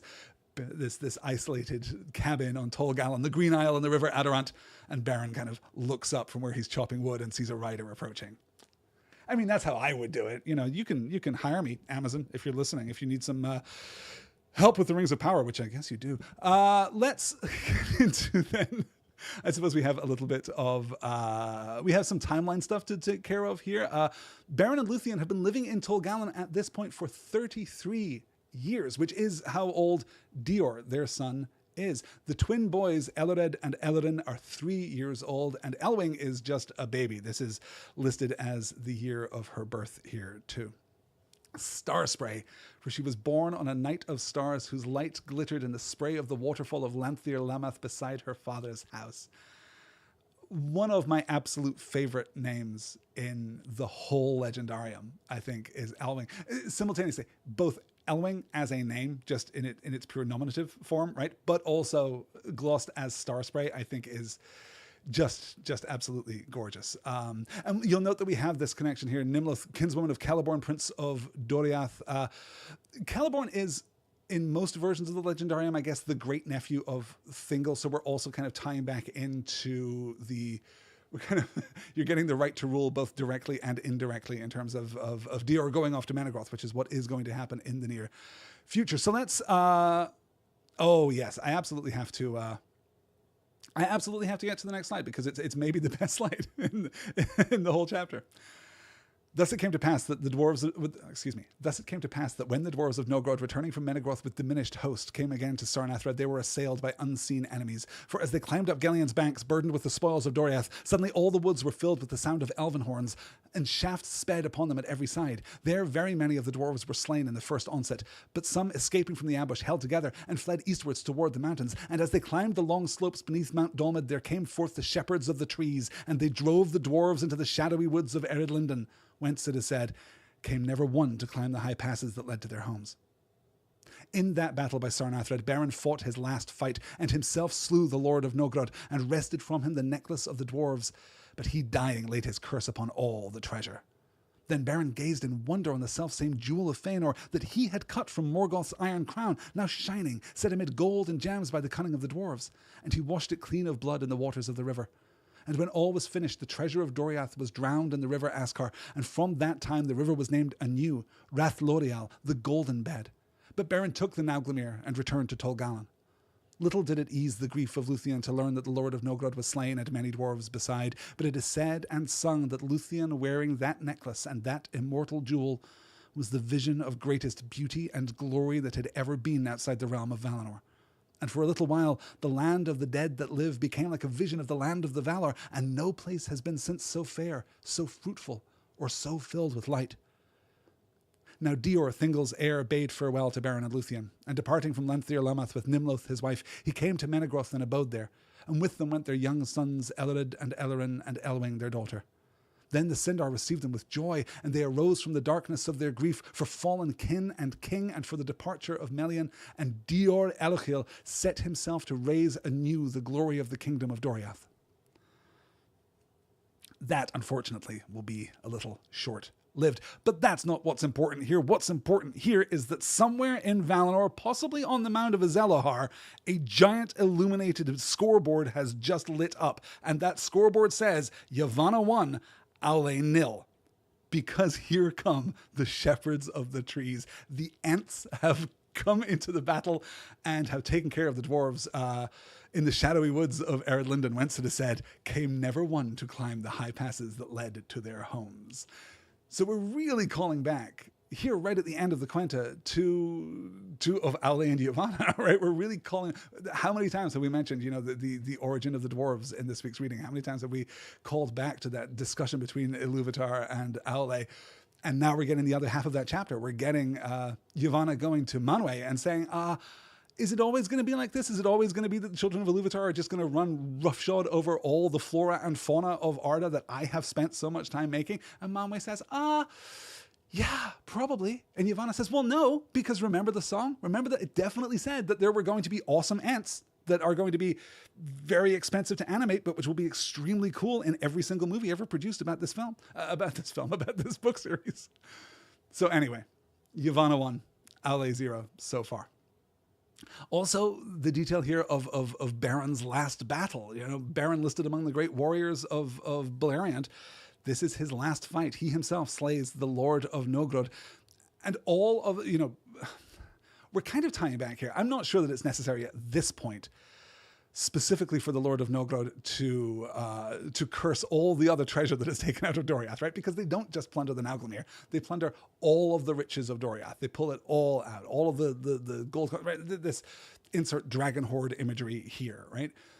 This is kind of tying back to earlier versions of the story when it isn't the single solitary Nauglamir that is taken from Nargothrond, but rather it is the treasure, right? It is the treasure that is repeatedly cursed, and Húrin takes that to Doriath, and that is the treasure that is taken here by the dwarves. And we're not focused on the Nauglamir specifically or the Silmarils specifically. We're focused on this treasure that just keeps getting cursed over and over and over. So Beren is showing great wisdom in that instance, right? This treasure that just keeps bringing tragedy, we get rid of it now by surrendering it to the river, and the river is named anew Rathlorial, the Golden Bed. It's a little less effective in this version of the story when this is the first time that the treasure is being cursed, and there's the sense that it's just kind of added in somewhat hastily, but it's a nice echo of earlier revisions of this story. As is, of course, the addition of Luthien wearing the Nauglamir. This, I mean, now here we are, right? The most perfect fusion of all the many influences that are present in Beleriand, like all of the forces of light working together to create a vision of greatest beauty and glory that there has ever been outside the realm of Valinor for a little while, the land of the dead that live. This is, one of the names attached to Tol Galen because both Beren and Luthien died and then came back, right? The land of the dead that live became like a vision of the land of the Valar, and no place has been so fair, so fruitful, or so filled with light. So we're seeing that in the hands of Luthien, the Silmaril is an enormous power for good, that it is capable of literally illuminating the world around her. But nowhere here do we get the sense that she is possessive of it or greedy for it or that she wants to keep it for herself. In fact, in the very near future, she is going to give it up directly. You know what? We should get to that because it is getting late. Travis is saying in the chat here, I still can't watch the Battle of Isengard without seeing the Ent that is on fire put himself out in the flood. It's extremely good. It's an extremely good moment. So we have this moment, right? The battle with the dwarves is over. This is the Battle of Sarnathrad. This is the Battle of the Fort of Stones that we have been foreshadowing since Chapter 10. It has arrived. It is grim. We have this moment of grief from Luthien. Little did it ease the grief of Luthien to learn that the Lord of Novgorod was slain and many dwarves beside, right? So she is sad for the dwarves, absolutely, but also the grief of her father's death and her mother's departure. And if we can blame Melian for anything, and as I say, Melian Defender has logged on. I'm not sure that we can blame Melian for anything, but maybe we might wonder about Melian not having a final moment with her daughter before she departs this Vale of Tears forevermore, right? Particularly given that she is now sundered from Luthien in terms of their eternal fate, right? They are not going to wind up in the same place. So Dior now goes off to Menegroth. Dior, grandson of Thingol, as I say, Nimloth also kind of vaguely related to the royal line of Doriath as well, goes off to Menegroth and takes the throne. He has his sons, he has his daughter. The Sindar there receive them with great joy. They arise from the darkness of their grief for fallen kin and king, for the departure of Things are bad in Doriath, you guys, but now Dior is here. Remember, Dior famously super hot, just like a crazy hot dude. He's here, he's on the throne, he sets himself to raise anew the glory of the kingdom of Doriath. And as I say, that's not going to work out particularly well. There came a night of autumn, and when it grew late, one came and smote upon the doors of Menegroth, demanding admittance to the king. He was a lord of the Green Elves, hastening from Assyrian, and the door wards brought him to where Dior sat alone in his chamber, and there in silence he gave to the king a coffer and took his leave. But in that coffer lay the necklace of the dwarves, wherein was set the Silmaril, and Dior, looking upon it, knew for a sign that Beren and Carmian and Luthien Tenuvial had died indeed, and gone where go the race of man to a fate beyond the world. Long did Dior gaze at the Silmaril, which his father and mother had brought beyond hope of the terror of Morgoth, and his grief was great that death had come upon them so soon. But the wise have said that the Silmaril hastened their end, for the flame of the beauty of Luthien as she wore it was too bright for mortal lands. Then Dior arose, and around his neck he clasped the Nauglamir, and now he appeared as the fairest of all the children of the world, of threefold race, of the Edain, and of the Eldar, and of the Maiar of the blessed realm. Fascinating note there, looking at the flame of the beauty of Luthien as she wore it was too bright for mortal lands. That the fire of the Silmaril hasn't consumed her, but it has elevated her in such a way that it has shortened her lifespan. It has spilled out her Fea, her life energy. We might speculate, and of course, a very close reading here is not going to yield that much because we don't get direct accounts of exactly what happens. But there does seem to be the sense that the Silmaril, I mean, since we're tracking kind of consonance and dissonance, since we're tracking similarities and contrasts between the Silmaril and the One Ring, I mean, this is the opposite of Bilbo, right? This is the opposite of butter spread over too much bread. Luthien has been elevated by wearing the Nauglamir with the Silmaril, and it has burned her out. It has taken her too soon. I say too soon, right? Dior has been in Menegroth for less than a year. Beren dies at the age of 71. Luthien a little over 3,300, right? So she's like, she's been around a while, but certainly as a mortal woman, she hasn't had a terribly long life. And again, to reinforce that earlier idea, right? As the Nauglamir is the most beautiful thing that has ever been created because it is the combination of dwarven craft and elven craft, well, so here is Dior, the fairest of all the children of the world, of threefold race. Of the Edain, that's of the men, of the Eldar, of the elves, and of the Maiar of the Blessed Realm. That's Melian's influence through his mother. Galadriel says, is Dior a man or an elf in terms of where he goes when he dies? Do you know? I can't remember the choice that Dior makes. Dior is the first of the half-elven, and it is traditional through the Legendarium that when a half-elf is, well, not when a half-elf is born, but as a half-elf grows, they get to choose for themselves whether they want the fate of man or the fate of elves. Elrond half-elven, for example, chooses the fate of elves. His brother does not. His brother chooses the opposite. Let's get the last slide of this chapter and wrap it up because we are past 2 hours already, and I have to tell you, my voice is finally failing. It's held up better than I feared this evening, but we have to conclude. Though I will warn you, we are concluding on a grim note. We are concluding here on the second kinslaying. But now the rumor ran among the scattered elves of Beleriand that Dior Thingol's heir wore the Nauglamir, and they said, a Silmaril of Feanor burns again in the woods of Doriath, and the oath of the sons of Feanor was waked again from sleep. For while Luthien wore the necklace of the dwarves, no elf would dare to assail her. But now hearing of the renewal of Doriath and of Dior's pride, the seven gathered again from wandering, and they sent to him, to claim their own. But Dior returned no answer to the sons of Feanor, and Celegorm stirred up his brothers to prepare an assault upon Doriath. They came at unawares in the middle of winter, and fought with Dior in the Thousand Caves, and so befell the second slaying of elf by elf. There fell Celegorm by Dior's hand, and there fell Curufin and dark Caranthir. But Dior was slain also, and Nimloth his wife, and the cruel servants of Celegorm seized his young sons and left them to starve in the forest.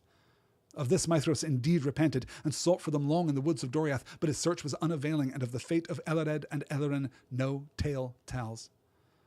Thus Doriath was destroyed, and never rose again. But the sons of Feanor gained not what they sought, for a remnant of the people fled before them. And with them was Elwing, Dior's daughter, and they escaped, and bearing with them the Silmaril, they came in time to the mouths of the river Sirion by the sea.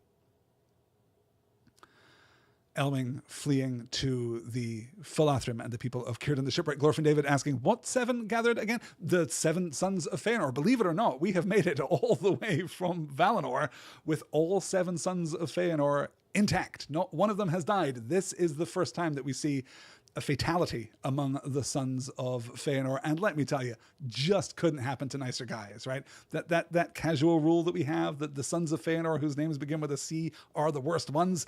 There fell Celegorm by Dior's hand, and there fell Curufin and dark Caranthir. But Dior also is slain. And the servants of Celegorm taking Ellared and Ellorin, right, who are 3, maybe 4 years old at this point, and stranding them in the forest. And Maithros repenting of this. Maithros, of course, I think always the most admirable of the sons of Feanor, and that's going to continue to be true. Spoilers for the future. That is going to continue to be true, but he repents of this action and seeks for them in the woods of Doriath, but to no avail. The boys die, and this is not no tale tells, right? You'll note that we don't get this tale has no more to say, or no word came to Doriath evermore, but no, we just don't know what happened to them, and we assume that they died. And we have to emphasize, I think, how powerful this moment is. And yes, absolutely, how quickly it comes, because we really, the entire story is encapsulated in 3 paragraphs on one slide this evening, because we've maybe forgotten about the oath of the sons of Feanor, right? The oath that they all took, that no one shall hold a Silmaril or keep a Silmaril from their possession, and that they would not be in any way, chastened, except of course that they are chastened, right? They will not go after Luthien. That is the line that is drawn there. They just, we're not going to acknowledge it. We're not going to think about it. We're going to pretend she doesn't have it. It's fine. Like she is exempt. She's already dead. She died. She definitely died. So that means that she's kind of outside of our purview vis-a-vis the oath that we took. Whatever she is probably wasn't covered by the technicalities of the oath.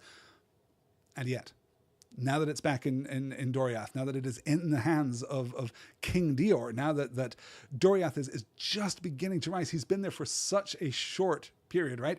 He's there presumably in like the late spring. He goes to Doriath in the first place. It's in the autumn that he receives the package containing the Nauglamir and the news that his parents have died. And now in the winter, the sons of Feanor come, and the second kinslaying. Obviously, the magnitude is nothing like the slaying of the Teleri at Alcolonde, right? Which is the direct comparison that's being drawn here.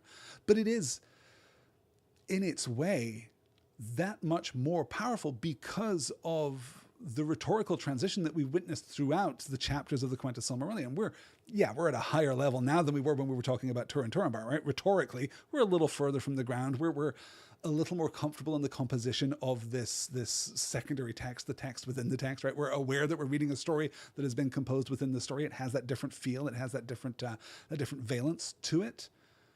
But it is still much more immediate than the slaying at Alcolonde, even the taking of the swan boats and everything that befalls, well, I guess everything that befalls those boats, right? But the kind of the ongoing tragedy of the Teleri in Valinor, it's shocking. And this is all the more brutal too, because of the death of 3 of the sons of Feanor and the kind of rebellion of Maithros, right? We're moving into a phase of something more complicated here, much closer to the ground, much more personally motivated. We can read those motivations a little more clearly.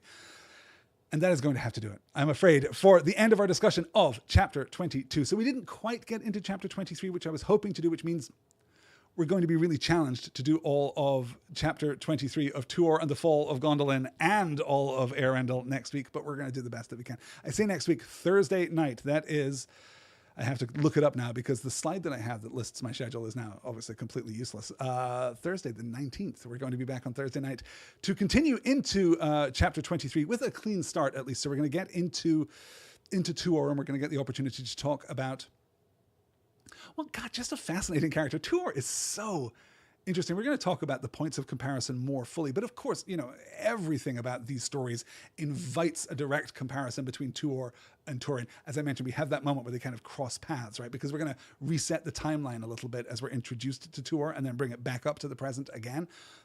But everything about Tuor's story invites a comparison with Turin. And yet I'm not sure what that comparison gets us in the final measure. And perhaps that is a consequence of the fall of Gondolin being, compared to the story of Turin Turambar, compared to the story of Beren and Luthien, just dreadfully underwritten. Not dreadfully as in bad, but woefully underwritten, right? Like, I am sad that we don't have more complete versions of this. As I said, this is the part of the book where Christopher Tolkien is most freely editorializing and crafting new content. He's actually writing new lines into these pieces to kind of bridge the gaps in his father's writing. And he's also dissatisfied with that. This is directly one of the chapters, chapter 23 that we're going to cover next week, is one of the chapters that leads to the creation of the history of Middle-earth, right? He effectively wants to go back and do it right, do it properly. I like it. I think it's a great story. It's extremely compelling. And we are, again, as we're a little elevated here, as we're looking at the Ruin of Doriath, we're going to step all the way up again next week. We're going to be back out to that 1,000-foot Elvish perspective, which is just a different kind of fun, to read. So thank you for tracking the blood count with me, the body count with me here as we've moved through the Ruin of Doriath. We are 2 kingdoms down, 1 left to go. Maybe Turgon can pull it out. Maybe we'll be able to save the day and not end up completely devastated by Morgoth. I'm not very hopeful right now, but we'll see how it shakes out. At least we have Elwing, right? We have Elwing, Dior's daughter, the granddaughter of Luthien Tenuviel, now down with Círdan the shipwright at the mouth of the Sirion, right? Where she's got the Silmarils, she's got the Nauglamir, she's all ready to go on her adventure, which is going to be pretty great. Maybe we'll even start that next week. That, I think, is going to do it. Thank you so much for listening. Thank you so much for joining me. Travis, thank you so much for sharing your birthday with me. That was pretty awesome. The podcast will go out as usual if you were listening to this after the fact and you would like to join Travis and Glorfin David and Galadra Becky right here in the chat, then head on over to the Patreon page, patreon.com/nextword. You can follow that page for free, where you will get access to the weekly link, so you can just come and hang out with us here and try your level best to distract me with tantalizing and challenging questions that lead me off track before I've even started a single slide. Let's not make a game of that. I'm just inviting trouble now, aren't I? We're going to hit 30 weeks doing the Silmarillion because I just said that. And if you are willing and able and you find it appropriate to your conscience, I guess, you can also pledge your support at patreon.com/nextword. You can send me a few dollars a month to help me, radically upgrade my broadcast station that I have here so that I can continue to make more podcasts for you, the listener at home. Thank you guys so much. It has been an absolute pleasure. I hope you all have a wonderful evening. I will see you all again on Thursday.